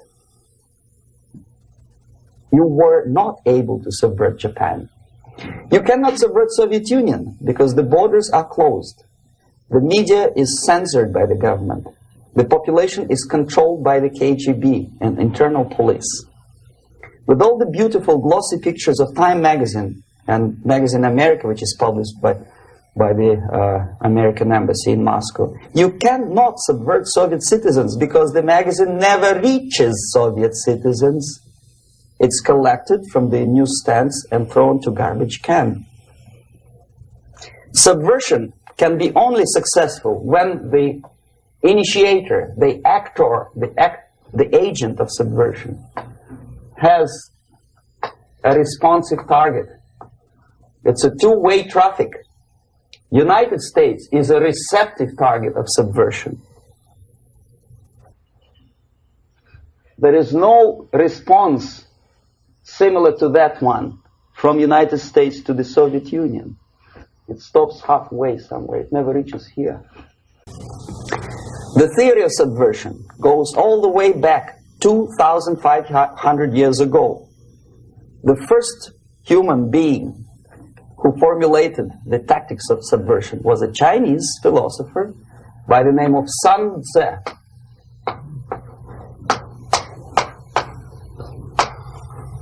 To 2,500 years BC. He was an advisor for several imperial courts in ancient China. And he said, after long meditation, that to implement state policy in a warlike manner, it's the most counterproductive, barbaric, and inefficient to fight on a battlefield. You know that war is continuation of state policy, right? So if you want successfully to implement your state policy and you start fighting, this is the most idiotic way to do it. The highest art of warfare is not to fight at all, but to subvert anything of value in the country of your enemy, until such time that the perception of reality of your enemy is screwed up to such an extent that he does not perceive you as an enemy, and that your system, your civilization, and your ambitions look to your enemy as an alternative, if not desirable, then at least feasible. Better red than dead. That's the ultimate purpose, the final stage of subversion, after which you can simply take your enemy without a single shot being fired, if the subversion is successful. This is basically what subversion is. As you see, not a single mentioning of blowing up bridges. Of course, Sun Tzu didn't know about blowing up bridges. Maybe there were not that many bridges at that time. But the basics of subversion is being taught to every student of KGB school in USSR and to officers of military academies. I'm not sure if the same author is included in the list of reading for American officers, to say nothing about ordinary students of political science. I had difficulty to find the translation of Sun Tzu in the library of a university in Toronto and later on here in Los Angeles. But it's a book which is not available. It is forced to every student in USSR. Every student who is taught to be dealing further in his future career with foreigners. What subversion is? Basically, it consists of 4 periods, time-wise. If we start from here and go this way, time, right? This is the beginning point. The first stage of subversion is the process which is called, basically, demoralization. It says for itself what it is.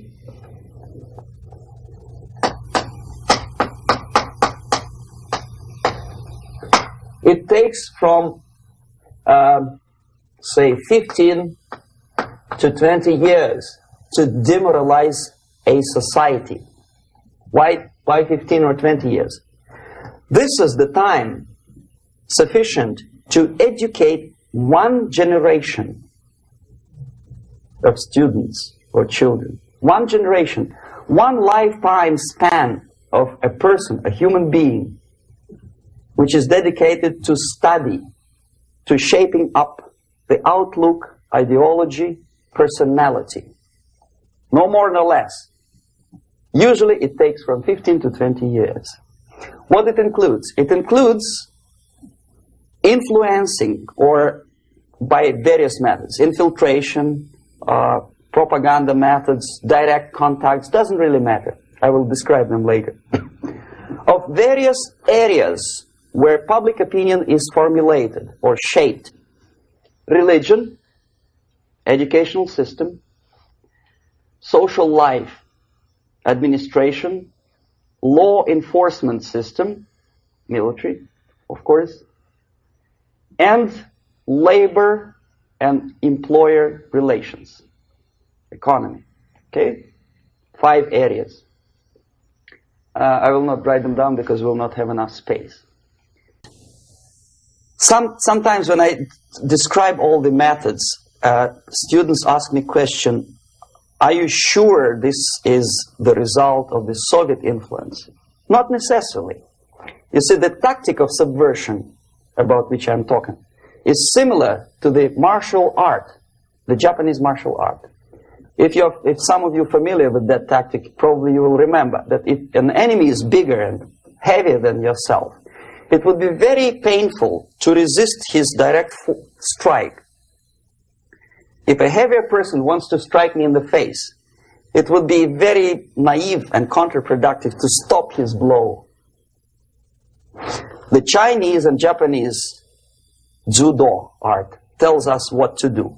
First to avoid the strike, then to grab the fist and continue his movement in the direction where it was before, right?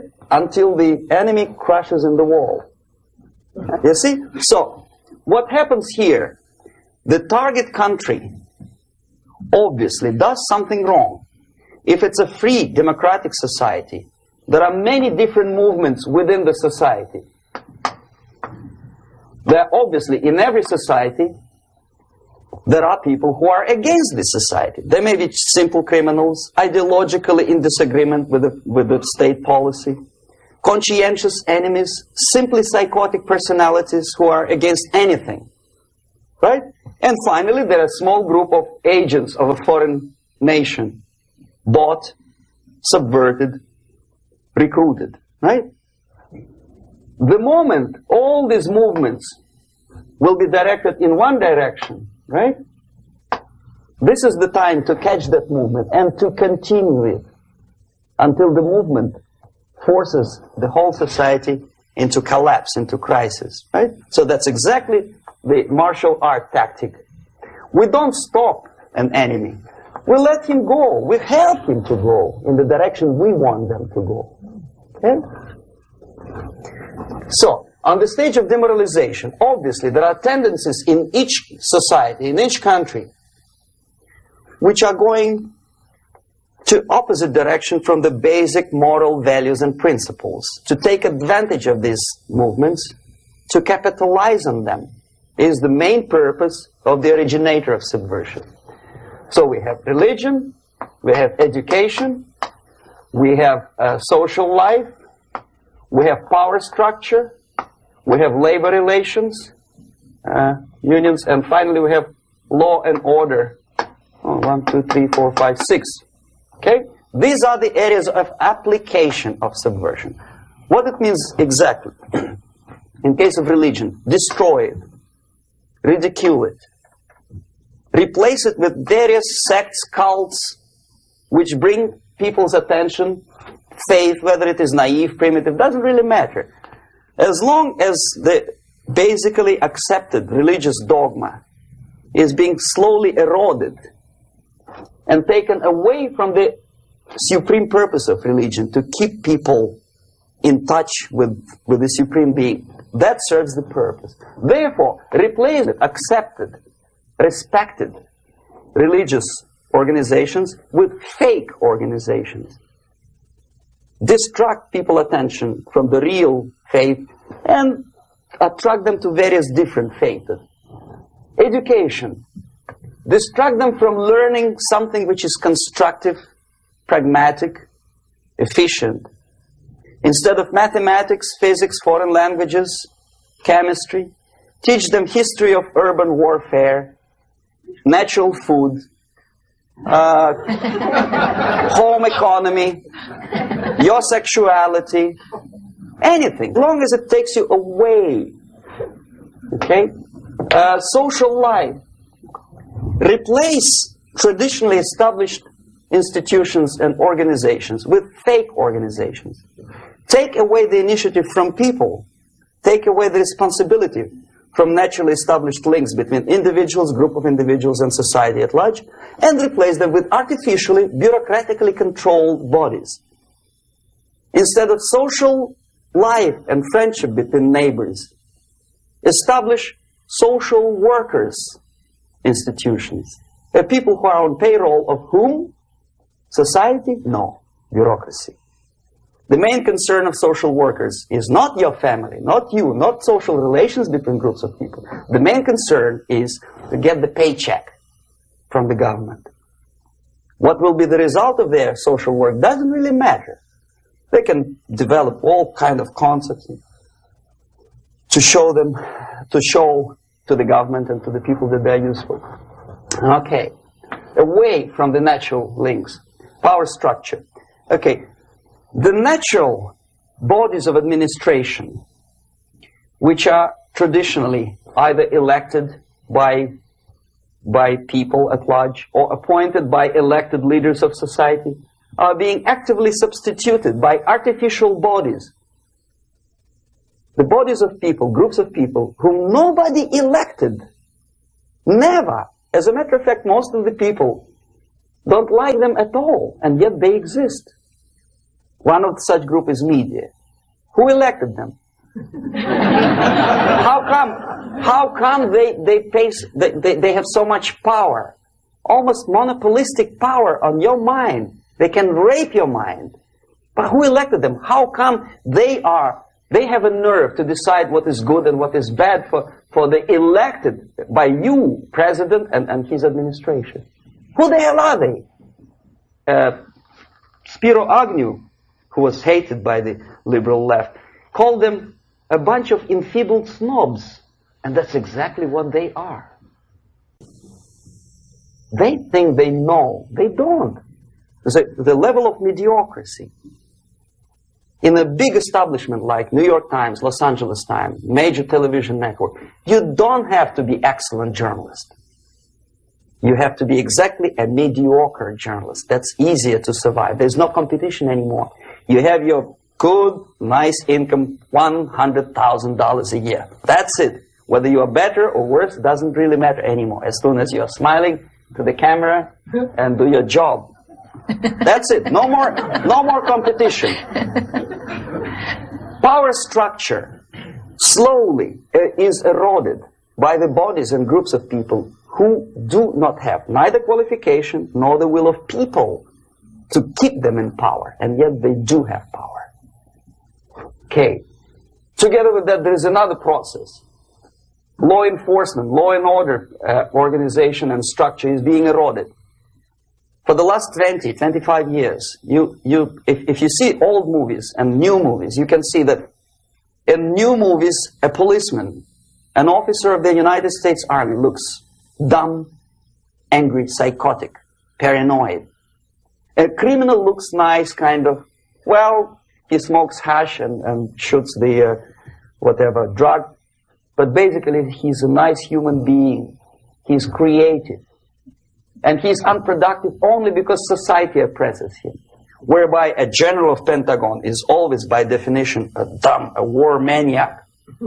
A policeman is a pig, rude policeman. He abuses his power. No? A generalization like that. The hatred, the mistrust to the people who are supposed to protect you and enforce law and order. Moral relativity. The Angelo Buono process lasted 2 years in Los Angeles. And yet there are still some lawyers who say, look, he's a nice character, as a matter of fact. There was some witness who said, also a criminal, who said, well, he's a nice guy. I asked him one day to burn a house of my enemy, and he wouldn't do it. He's a nice fella. Erosion.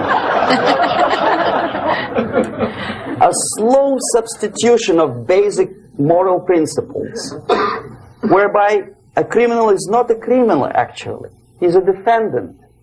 Even if his guilt is proven, there is still a doubt. To kill or not to kill, to be or not to be. Thou shalt not kill, yes.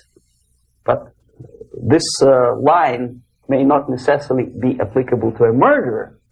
Thou shalt not murder. That should be the presumption, not that thou shalt not kill. Okay, labor relations.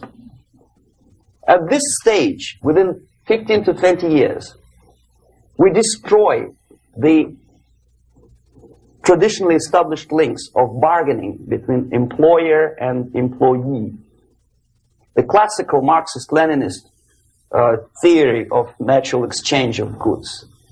A person A has 5 sacks of grain and person B has 5 pairs of shoes. And the natural exchange without money is when they bargain between each other. And only with the introduction of the third force, C, an entirely third foreign stranger who says, no, don't give him 5 sacks of grain, give it to me. And you give me your 5 pairs of shoes, and I will distribute it accordingly. So that the economy will go. This is the death of natural exchange, death of natural bargaining. Well, trade unions were established 100 years ago. The objective was to improve working conditions and to protect the rights of workers from those employers who were abusing their right because they had more money. Objectively, at that time, initially, the trade union movement did work. What we see now is that the bargaining process is no longer resulting in the compromise, which is leading objectively to betterment of working conditions and increase of salary. What we see is that after each prolonged strike, the workers lose. Even if they have 10% increase of their salaries, they cannot catch up due to inflation and due to missed time. More than that, millions of people suffer from that strike because economy now is interdependent. It's intertwined like one body. If previously steel workers, say 100 years ago, could strike and nobody would suffer, now it's impossible anymore. If a garbage collector strikes today, the rest of the multi-million city is stinking. I mean, there's no more service. In Quebec, for example, we had the electricians who were on strike in the middle of winter.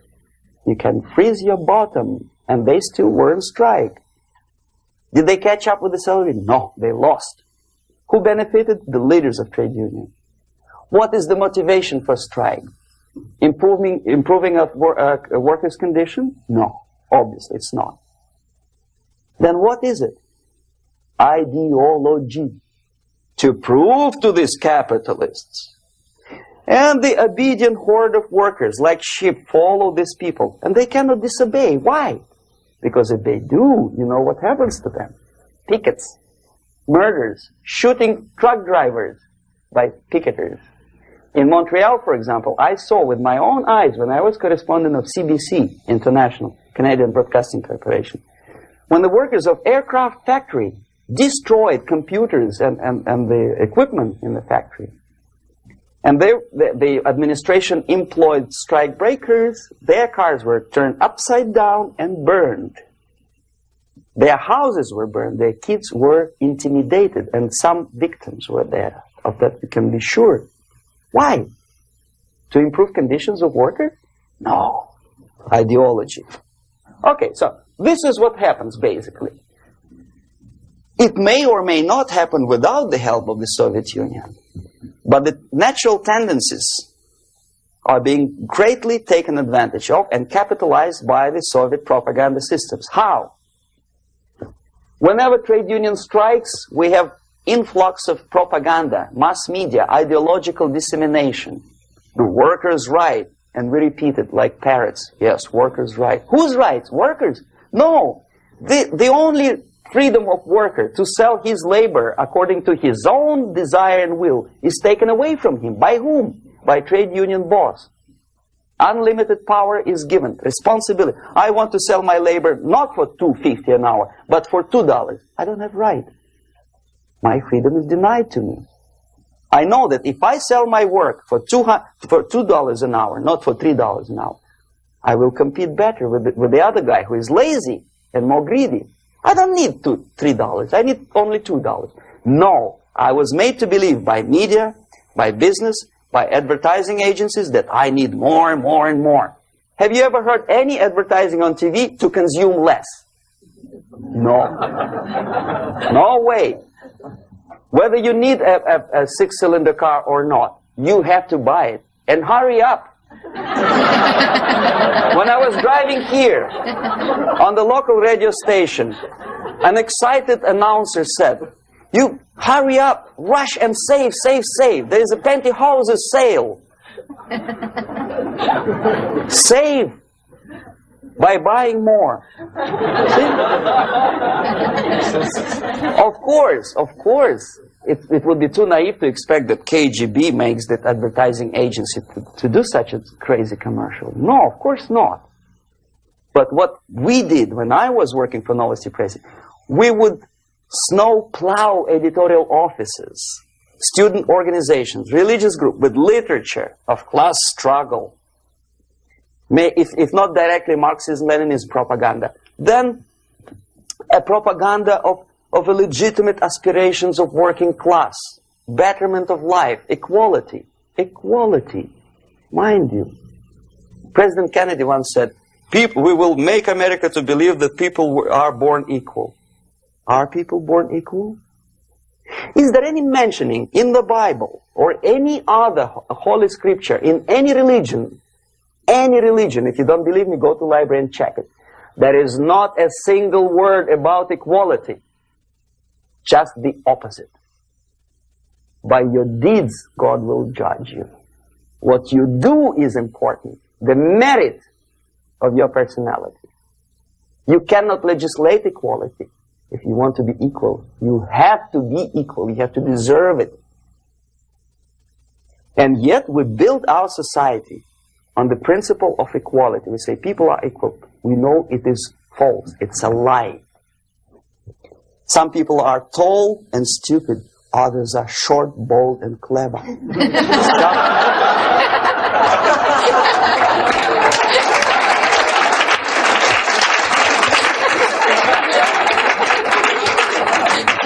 If we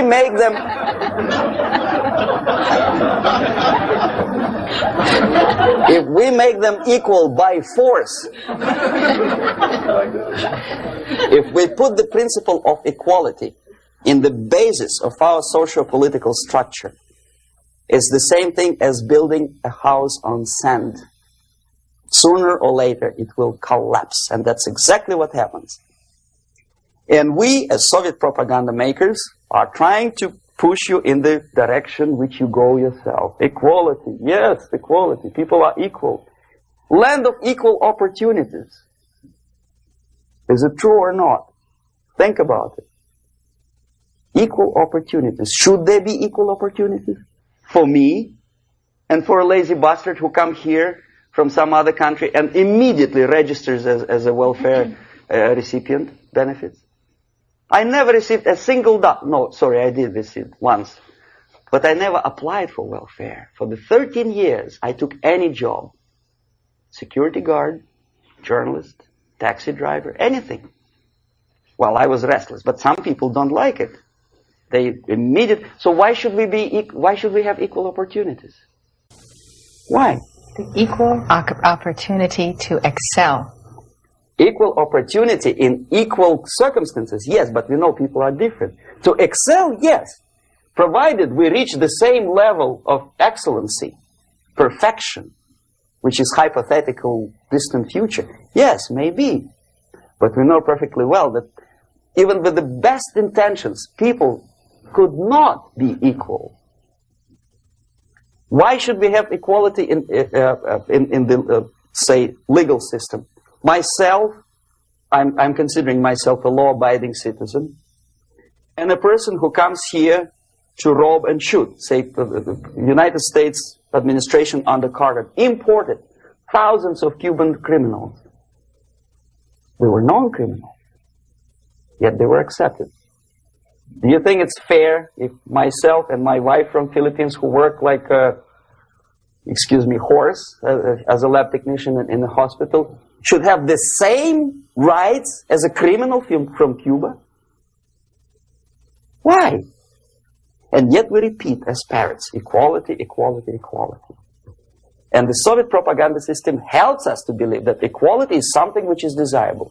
Democracy, as it was established by fathers of this country, of this system in the last century, is not equality. Is the system where different people, unequal people, have a chance to survive and help each other in constant competition, in constant perfection, not in equality, which is superimposed from a godfather or nice person in Washington, D.C. And the absolute equality exists in Soviet Union, quote-unquote equality. Everybody is equal in dirt. Except some people are more equal than the others in Politburo.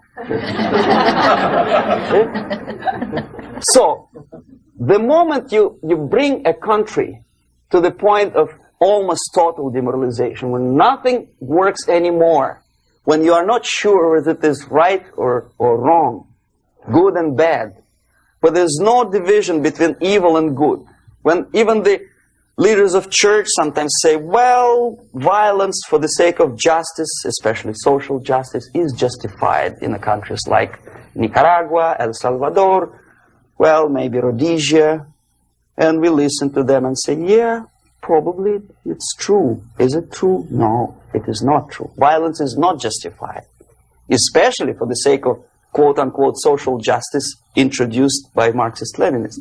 That is my former colleague from Novosti Press Agency. Okay, so we reach that point. The next step is destabilization.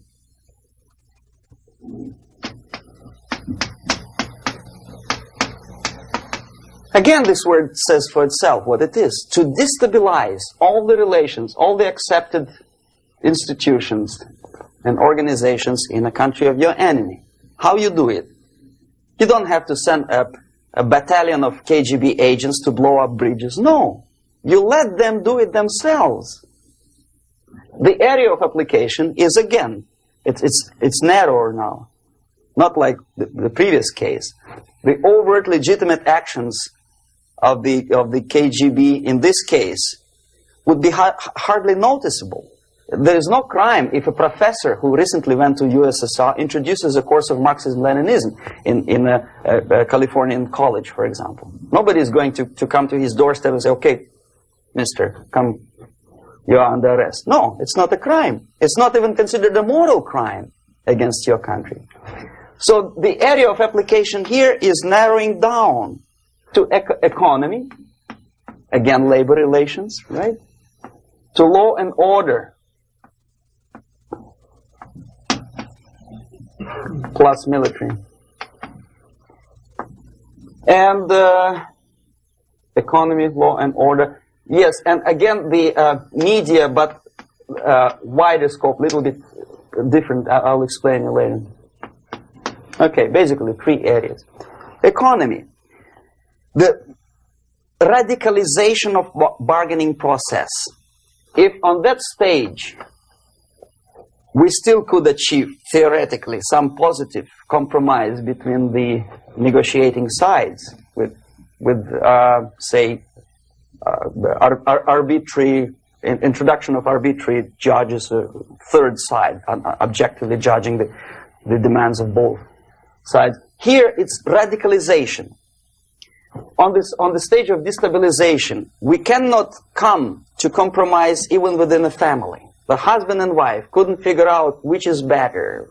Husband wants his kids to eat at the table, and wife wants a child to roam around the room and drop food all over the floor. They cannot come to compromise unless they start a fight.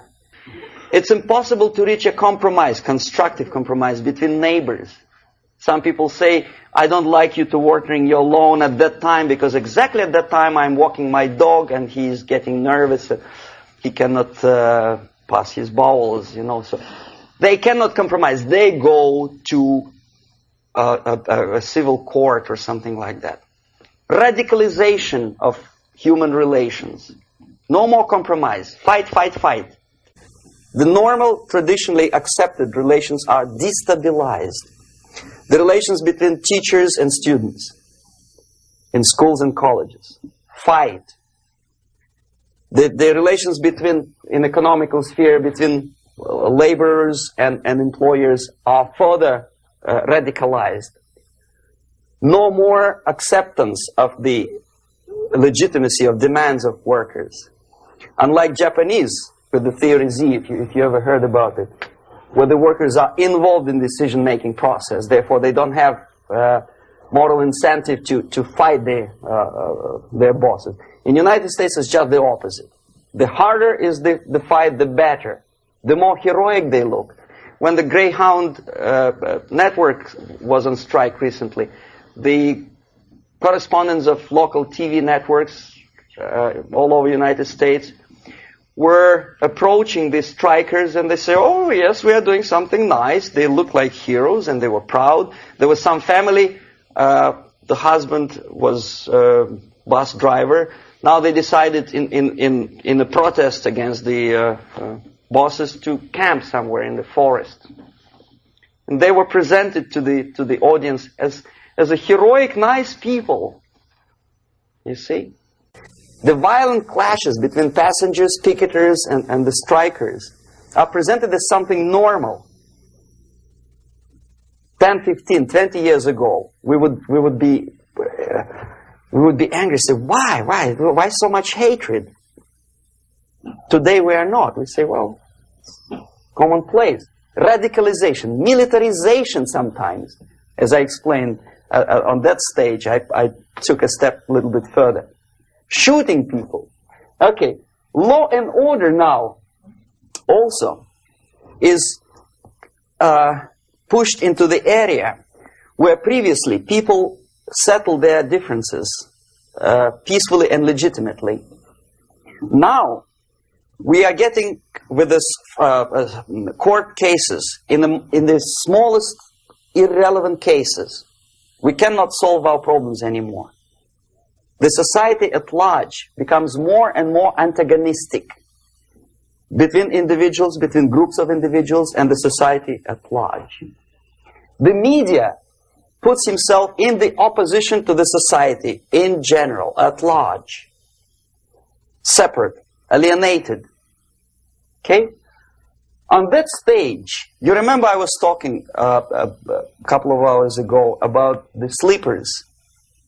That's when the students from, say, United States, if they are trained in Lumumba University, or developing nations, that's the students I was dealing with, are being sent back from the Soviet Union here. Or if they were already in the United States, in the country, which is the object of subversion, they spring to action. The sleepers go up.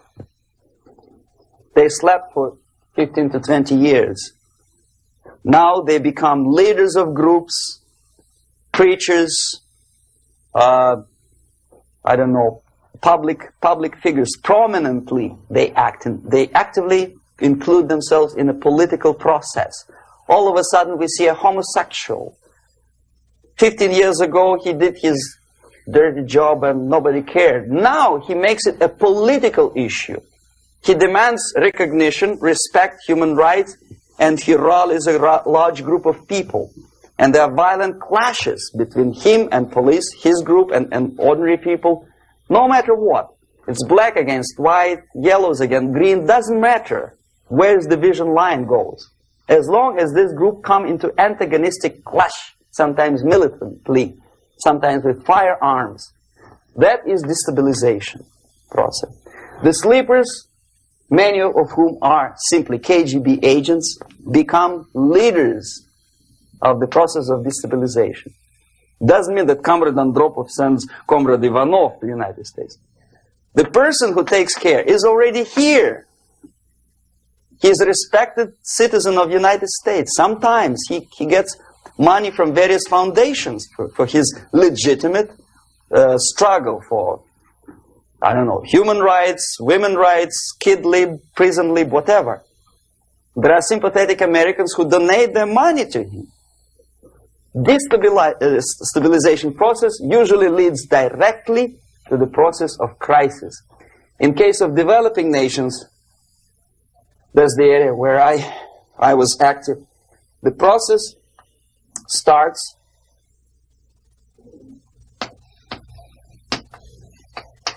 when the legitimate bodies of power, the social structure collapse. It cannot function anymore.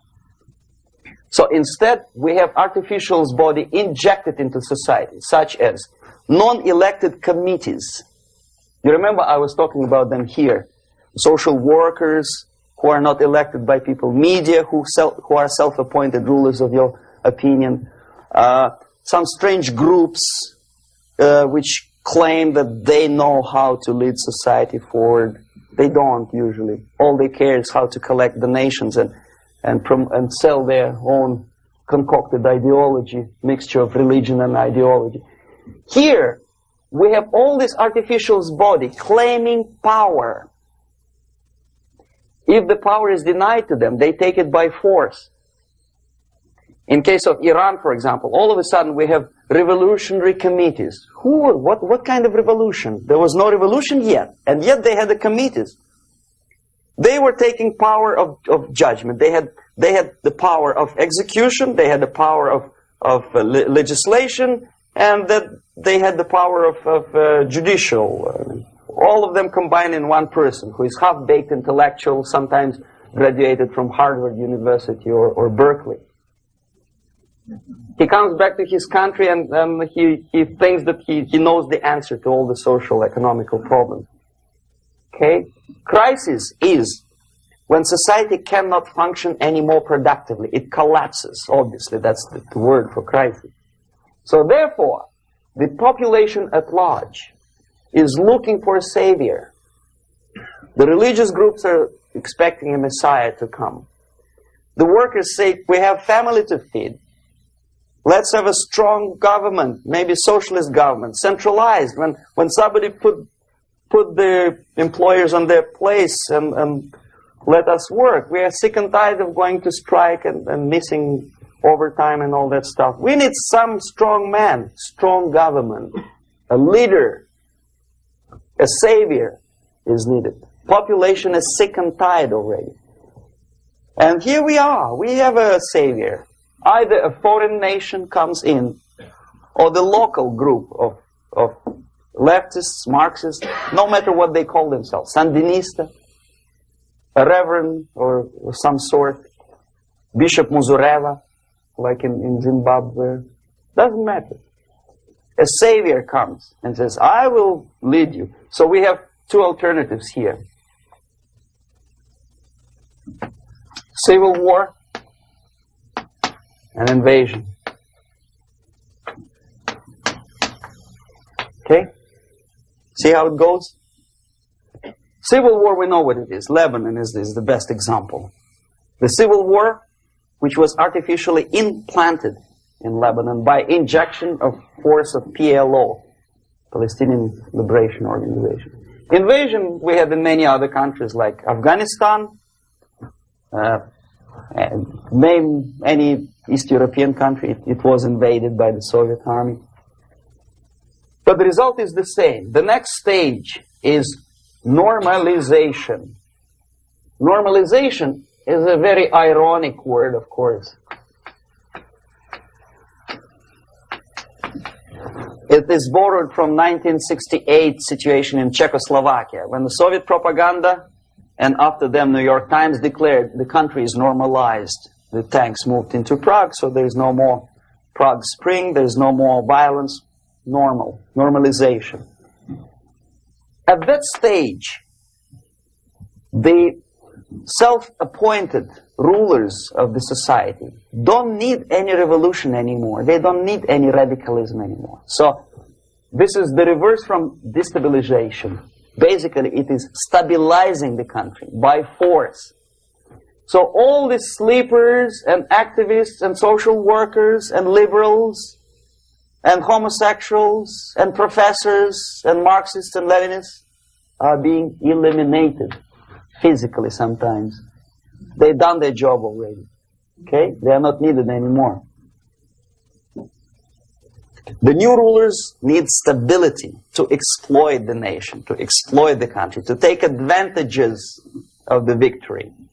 Okay? So no more revolutionaries, please. And that's exactly what happens in a number of countries. You remember Bangladesh? This is the crisis in which I was instrumental. First they had Mujibur Rahman. In 1971, he was the leader of People's Party, Awami League, with mustache like Stalin. He was in Russia many times. In 5 years, he was shot by his former colleagues, Marxists. He fulfilled his function. In Afghanistan, it happened 3 times. First there was Taraki, then there was Amin, now there's Babrak Karmal. They killed each other successively, one after another. The moment he fulfills his duty, the first one demoralized country, the second destabilized, the third one brought it to crisis. Goodbye, comrades. Babrak Karmal comes from Moscow and put into the seat of power. Same thing happened in Grenada recently. Maurice Bishop, Marxist, was killed by Austin, what's his name, General something, who was also a Marxist. Right? So no more revolutions, please. Normalization now. From now on, no more strikes, no more homosexuals, no more women lib, no more kid lib, no more lib, period. A good, solid democratic proletarian freedom. That's it. Now, to reverse this process takes enormous effort. When today, United States had to invade Grenada to reverse the process of subversion. Some people say, boy, this is not good, it's not kosher to invade the beautiful country, island of Grenada. Well, why didn't you stop the process here, when Grenada was just approached by leftists? Why not to prevent Maurice Bishop to come in power in the first place? Did Grenadians want him? Very questionable. They didn't know who was Maurice Bishop in the first place. He came to power by coup d'etat himself. Okay? No, we let the situation develop further and further and further until the crisis and normalization very soon. And then the United States decided to invade country, discovering that the country was absolutely a military base for the Soviet Union. Of course it's a drastic measure. Of course it's a pity that Marine Corps had to lose, what, 17 lives. Very bad. Why not to stop the process before it comes to crisis? Oh no, intellectuals will not let you. It's interference into domestic affairs. They're very careful not to let American administration to interfere in domestic affairs of Latin American countries. They don't mind Soviet Union interfering in these affairs. Okay. So to reverse this process from here, it takes only and always military force. No other force on earth can reverse this process at this point. At this point, it does not take military invasion of the United States Army. It takes strong action, like in Chile. A CIA covert involvement to prevent the savior from outside to come into power and to stabilize country before it erupts into civil war. Okay? Support the right-wing conservative forces. By money, by crooks or love, doesn't matter. Stabilize the country. Don't let the crisis develop into civil war or invasion. Oh no, your liberals will say it's against the law. The Congress will not appropriate money for covert actions of CIA. Why not? Should we wait till the normalization come and Soviet tanks land in Los Angeles airport? Now, at that point, at the point of destabilization, also the process could be reversed. Again, easily than this. No CIA involvement at this point. You know what it takes here? Restriction of some liberties for small groups which are self-declared enemies of the society. As simple as that. Oh no, the media and liberals will tell you this is against the American Constitution. How can we, by force, deny the civil rights to criminals, for example? It's not good. Okay? So we allow them to. Okay, if you allow the criminals to have civil rights, go on and bring the country to the crisis. This is a bloodless way to do. Curb the rights. I mean, not to put them in prison. No, I'm not talking about putting all the gays from San Francisco in the concentration camp. Do not allow them to take political force. Do not elect them to the seats of power, whether it is municipality level, state level, or federal level. It has to be beaten in the heads of American voters that a person like that in the seats of power is an enemy. Do not be afraid of this word. It is an enemy. If he is not an enemy here, he will be here. Later on, he will be shot, of course. But at this point, he is an enemy. Okay? You are doing great service by denying him a right to capitalize on his own crazy ideas and become a powerful man, a man who uses the seat of power. Restriction of certain freedoms and permissiveness at that point would prevent sliding into crisis and probably will return the process of destabilization. To curb unlimited power, monopolistic power of trade unions, here, at that point, would save economy from collapsing.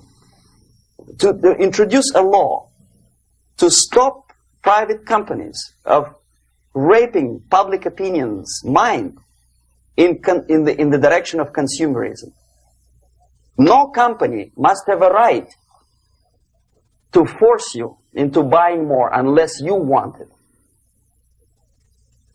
There must be a law. You want to advertise your car? Okay. But not a single mentioning of buying it now and saving money. It must be against the law to force people to consume more. Self-restraint. Previously, before this process started, the self-restraint was a business of church, religion. Because our preachers, the fathers of church, would tell us, material values are good, but it's not the prime function of human being. Because you have to live with something. Obviously, the design for our life is not to consume more deodorants. There must be something greater. If such a complicated instrument as human body was created, obviously there must be some higher purpose for that. And it's very easy to avoid destabilization by denying the greedy companies one little freedom, one little liberty, forcing you into turning yourself into processors of unwanted products and goods. They turn you into machines, like the worm who there's inlet and outlet. So, and how long an average appliance lasts these days? Less than a year. Why? Where's workmanship? Oh, we want you to buy more. Okay. Destabilization process could be easily overcome if, as I say, the society, by its own will or after persuasion by the leaders, will come to the idea of self-restraint. It's so hard, we want to consume more, but you have to. Unless you will come to this stage, when, as we say in Russia, if Sahara Desert ever becomes a communist state, there will be shortage of sand. So you have to curb your... You have to curb your expectations at this point before it's too late. But no, we don't want to do it. Demoralization process. Again, it's the easiest thing to reverse. First of all, by restricting import of propaganda. The easiest thing to do. Unlimited, unrestrained import of Soviet literature, Soviet journalists. Giving Soviet propaganda and ideological agitators equal time on American TV network. It has to be stopped. And it's easy. They won't be offended, mind you. As a matter of fact, they will respect America more. But when my former colleague Vladimir Posner appears on Nightline and Ted Koppel asks him, well, Vladimir, what do you think about this? And what can he think? He is an instrument of propaganda. He thinks what Comrade Andropov tells him to think. He's just a nice, articulate mouthpiece of the Soviet subversion system. And Ted Koppel makes you believe that my friend Vladimir Posner thinks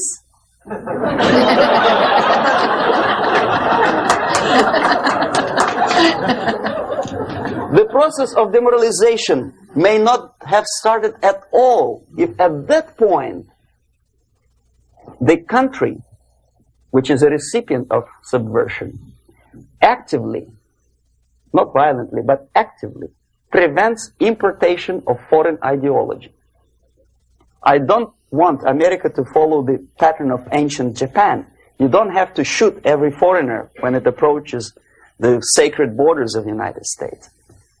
But when he offers you a junk in the disguise of very shiny something, you have to tell him, no, we have our own junk.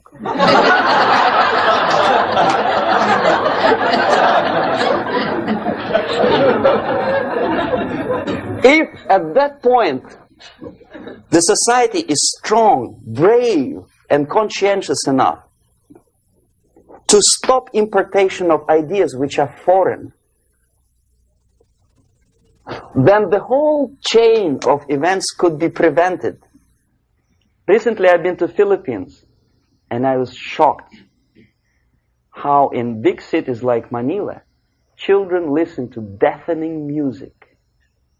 A melodious nation with long traditions of good, nice ethnic music, introduced by Spanish long time ago, maybe 2 centuries, 3 centuries ago, I don't remember how long. All of a sudden listen to musical garbage, blasting their radios at full blast, at the full volume. Why? In India, I spent many years watching the reactions of Indians walking out of movie theaters after seeing Hollywood production. They couldn't figure out why Americans are so wasteful. They smash their cars, their shiny cars every 5 minutes. How come they shoot each other for $500,000? Is it true that they're so obsessed with sex? Can you imagine showing a movie where each 5 minutes there's a copulation on the screen to a country like India with long tradition of respect to these private matters, or to Pakistan? And United States expect these people to respect you? No way. Oh yes, they will see the movie. They'll pay 5 rupees to see that garbage. But they walk out and will tell their kids, don't respect Americans. Don't be like Americans. See? So, the process of demoralization could be stopped right here, both as an expert and as an import. And that takes one step, one very important thing to do. You don't have to expel all the KGB agents from Washington, D.C. The most difficult and at the same time the simplest answer to the subversion is to start it here and even before, by bringing back the society to religion, something that you cannot touch and eat and put on yourself, but something that rules society and makes it move and preserve it. A Soviet scientist, Shafarevich, who has nothing to do with religion, he is a computer scientist, did a very intensive research on the history of socialist countries. He calls socialist or communist any country with a centralized economy and a pyramidal style of power structure.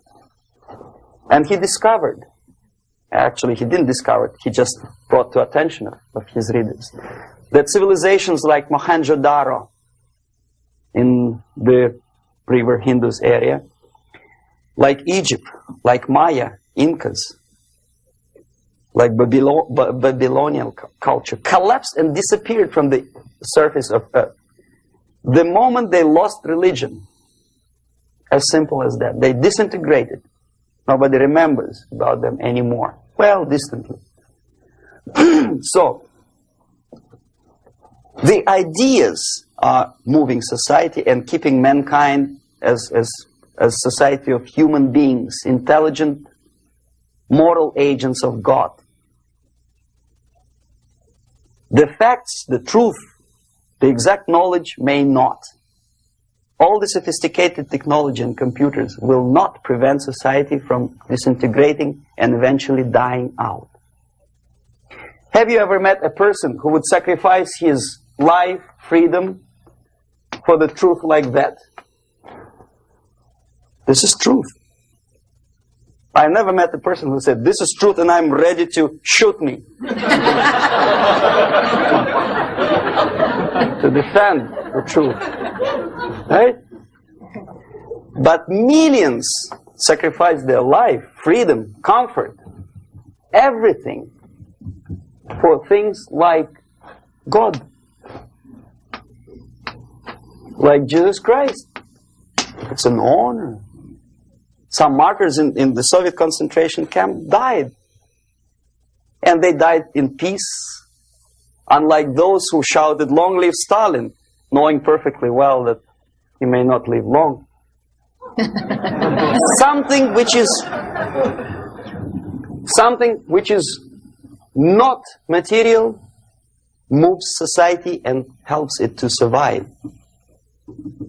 And the other way around. The moment we turn into 2 by 2 is 4 and make it a guiding principle of our life, our existence, we die. Even though this is true, and this we cannot prove. We only can feel and have faith in it. So the answer to ideological subversion, strangely enough, is very simple. You don't have to shoot people, you don't have to aim missiles and Pershings and cruise missiles at Andropov's headquarters. You simply have to have faith and prevent subversion. In other words, not to be a victim of subversion. Don't try to be a person who in judo is trying to smash your enemy and being caught by your hand. Don't strike like that. Strike with the power of spirit and moral superiority. If you don't have that power, it's high time to develop it. And that's the only answer. That's it. Thank you.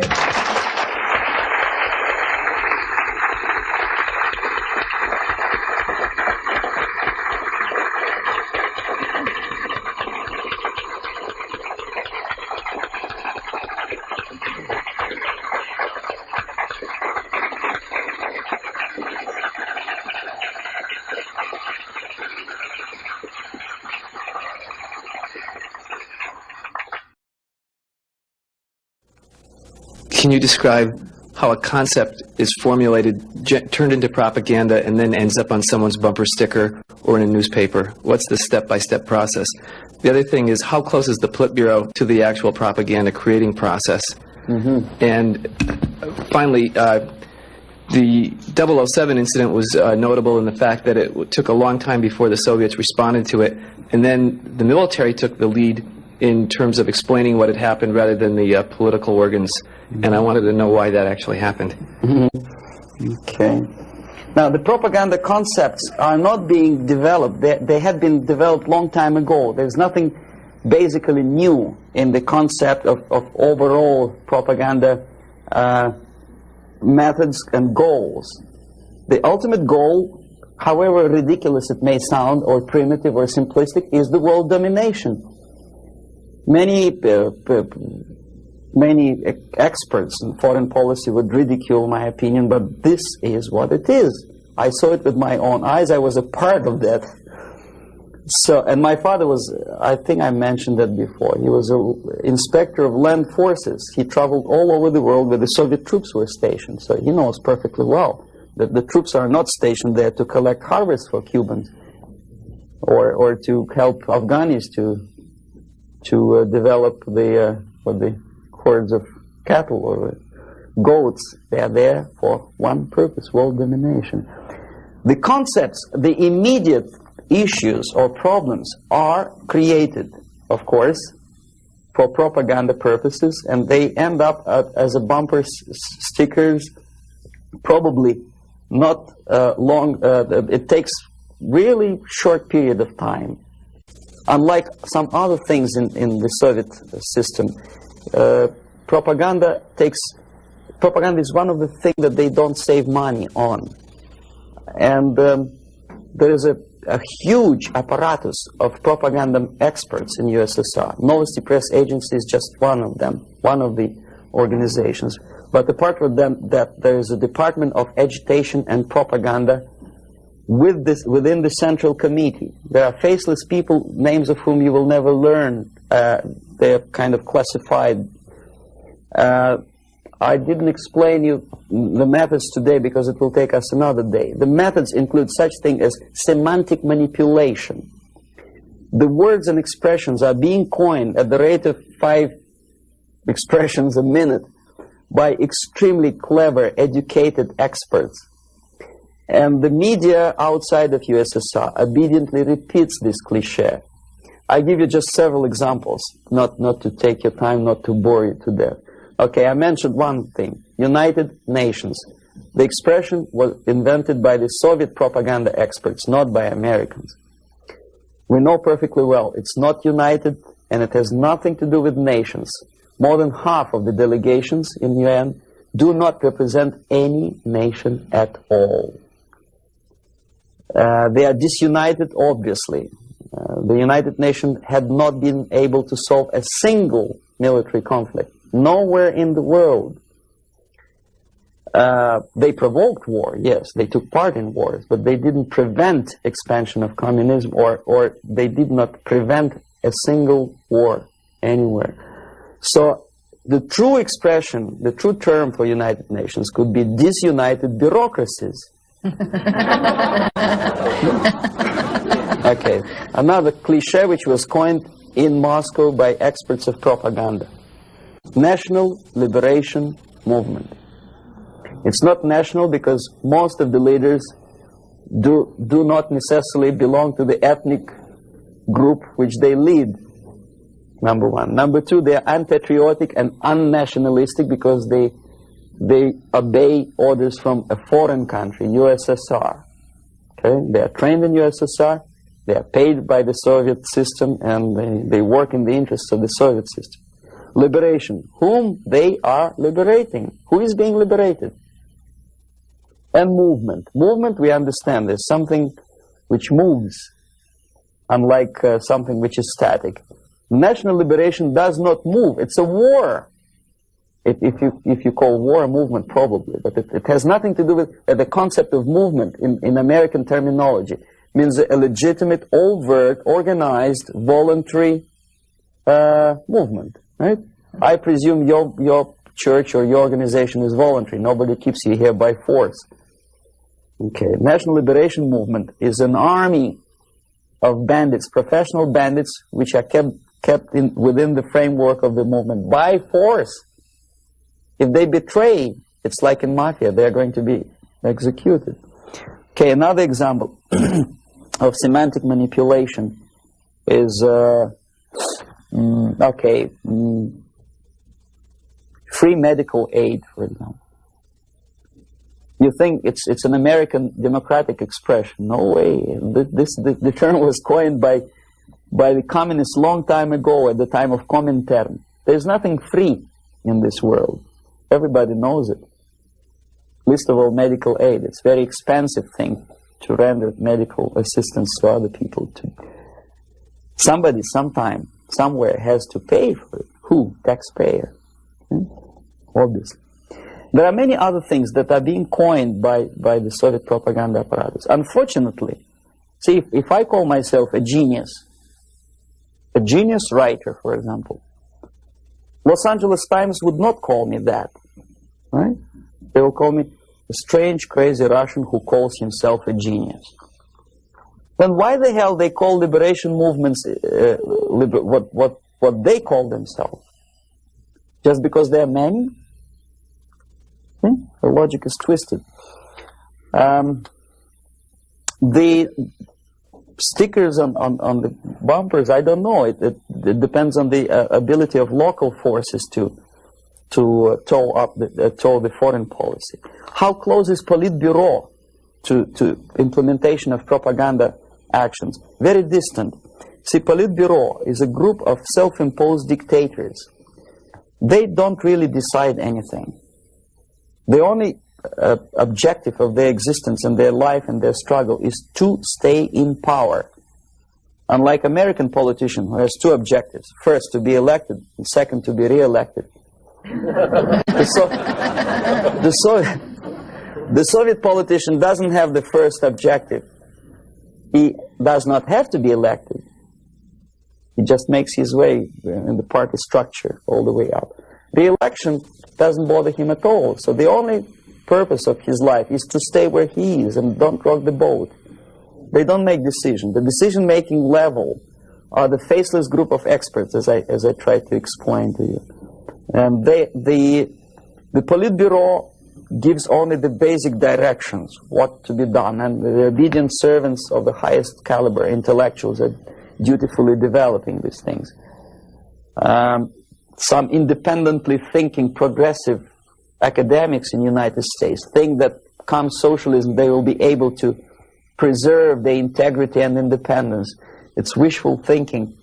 They will become obedient servants of the system that they are trying to force upon you.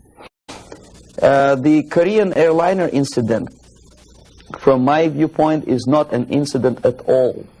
I believe it's a carefully planned and premeditated provocation. I'm not sure whether they did it. They killed 268 people just to get rid of Larry McDonald, but it's feasible. I wouldn't be surprised if they killed more than 60 millions of their own men just to implement rotten ideas of Marx and Engels. You know, what would 268 people matter? Second, it is not a military blunder, and the order was not given by military. Never a single military officer of the highest caliber will take responsibility to shoot a civilian airliner. My father was an officer of general staff of the Soviet Army. I know perfectly well what I'm talking about. No officer would take responsibility. He'll be shot tomorrow. Are you kidding? The order was given by a civilian, by party apparatchik of the highest caliber, and I wouldn't be surprised it was Andropov. In any case, Andropov knew perfectly well what went on. The Soviet power structure resembles a triangle. Unlike a love triangle in real life drama, it's a hate triangle. The seats of power are party, Communist Party, elite, of course, not the rank and file party, but the top of the pyramid. The KGB and the military, they hate each other, and each of them hate the other two. The most powerful is the party. This is the real power. The army and the KGB supposedly are servants of the party and the tools, the instruments of their power. But in fact, sometimes they are the power themselves. Andropov belongs to the most hated triangle, the KGB. My father hated KGB because he was military. Both of them, KGB and military, hate the party. Why? Because unlike in the United States, the party is the most adventuristic people. They want to invade countries. They give the orders for all kinds of adventures outside of USSR borders. They know perfectly well that comes war, they will go to bunkers and eat caviar and enjoy life, whereby military will burn in flames of nuclear war. Marshal Grechko was against invasion into Czechoslovakia because he knew that he will have to demoralize his army. And the first two divisions, after facing the reality and seeing that Czechoslovakia is not being invaded by Americans, will get corrupted. So you have to replace them with other two divisions. And if you stay long enough, you will corrupt the whole Soviet army. He said, no, don't invade Czechoslovakia. But Comrade Brezhnev said, who the hell they are? They think they deserve more sausages and butter. So show them tanks. So he did, he obeyed. The KGB and the army sometimes are in cahoots against the party. The recent rumor that Andropov was shot by son of Brezhnev is an indication that the other two corners of the power structure were really sick and tired of the Andropov's KGB purges. You know, there were purges. Many people lost their jobs, and some were arrested, and some committed suicide in the span of some 10 months since Andropov was sentenced to power. So that gives you an idea of the Korean airliner incident is premeditated provocation to create an international tension, because the only power on earth which is interested in provoking conflicts and preserving tension is the Soviet junta. That's the only justification of them being in power. If there is no enemy outside, they have to create him. If there is no war, they have to provoke it, to scare the hell out of taxpayers inside, and to keep themselves in power. There are so many theories. One of them is expressed by, I wouldn't say a friend of mine, but I know him. There's another defector, Nikolai Khokhlov, who defected long time before I even joined KGB. He was also a KGB in Western Europe. Now he teaches psychology in one of California universities. He thinks that the Soviet Union developed an ESP, would you believe it, system of influencing the perception and minds of people. And the generators of ESP willpower can be focused on individuals and groups of individuals so efficiently that you can literally focus that beam or whatever it is on a pilot or 2 pilots or 3 pilots and convince them that actually they are flying on the safe territory, so there is no need, you can convince them that there is no need to contact the ground-based station, and you can artificially draw the plane by brainwave into the Soviet airspace. Whether it is true or not, I don't know. But I know one thing, that when I was a student and I graduated from Oriental Studies Institute, one of my friends, he was an extremely intelligent Jewish boy. He graduated from the mathematical department of Moscow State University. After 3 years, I returned from India for vacation, and I met him in the during the reception at the Academy of Science, and I said, "What are you doing here?" He said, "I'm working in a secret research bureau." You know, the secret, which means basically defense industry, they don't have addresses, they have post box numbers. And I say, is it that much secret that you cannot tell me what you research? He said, "You wouldn't believe me, brain waves." And I never saw him again. ESP, which officially in the Soviet media is described as a pseudoscience and decadent capitalist gimmick to sidetrack the minds of proletariat from the real issues of class struggle. But obviously KGB takes seriously that pseudoscience.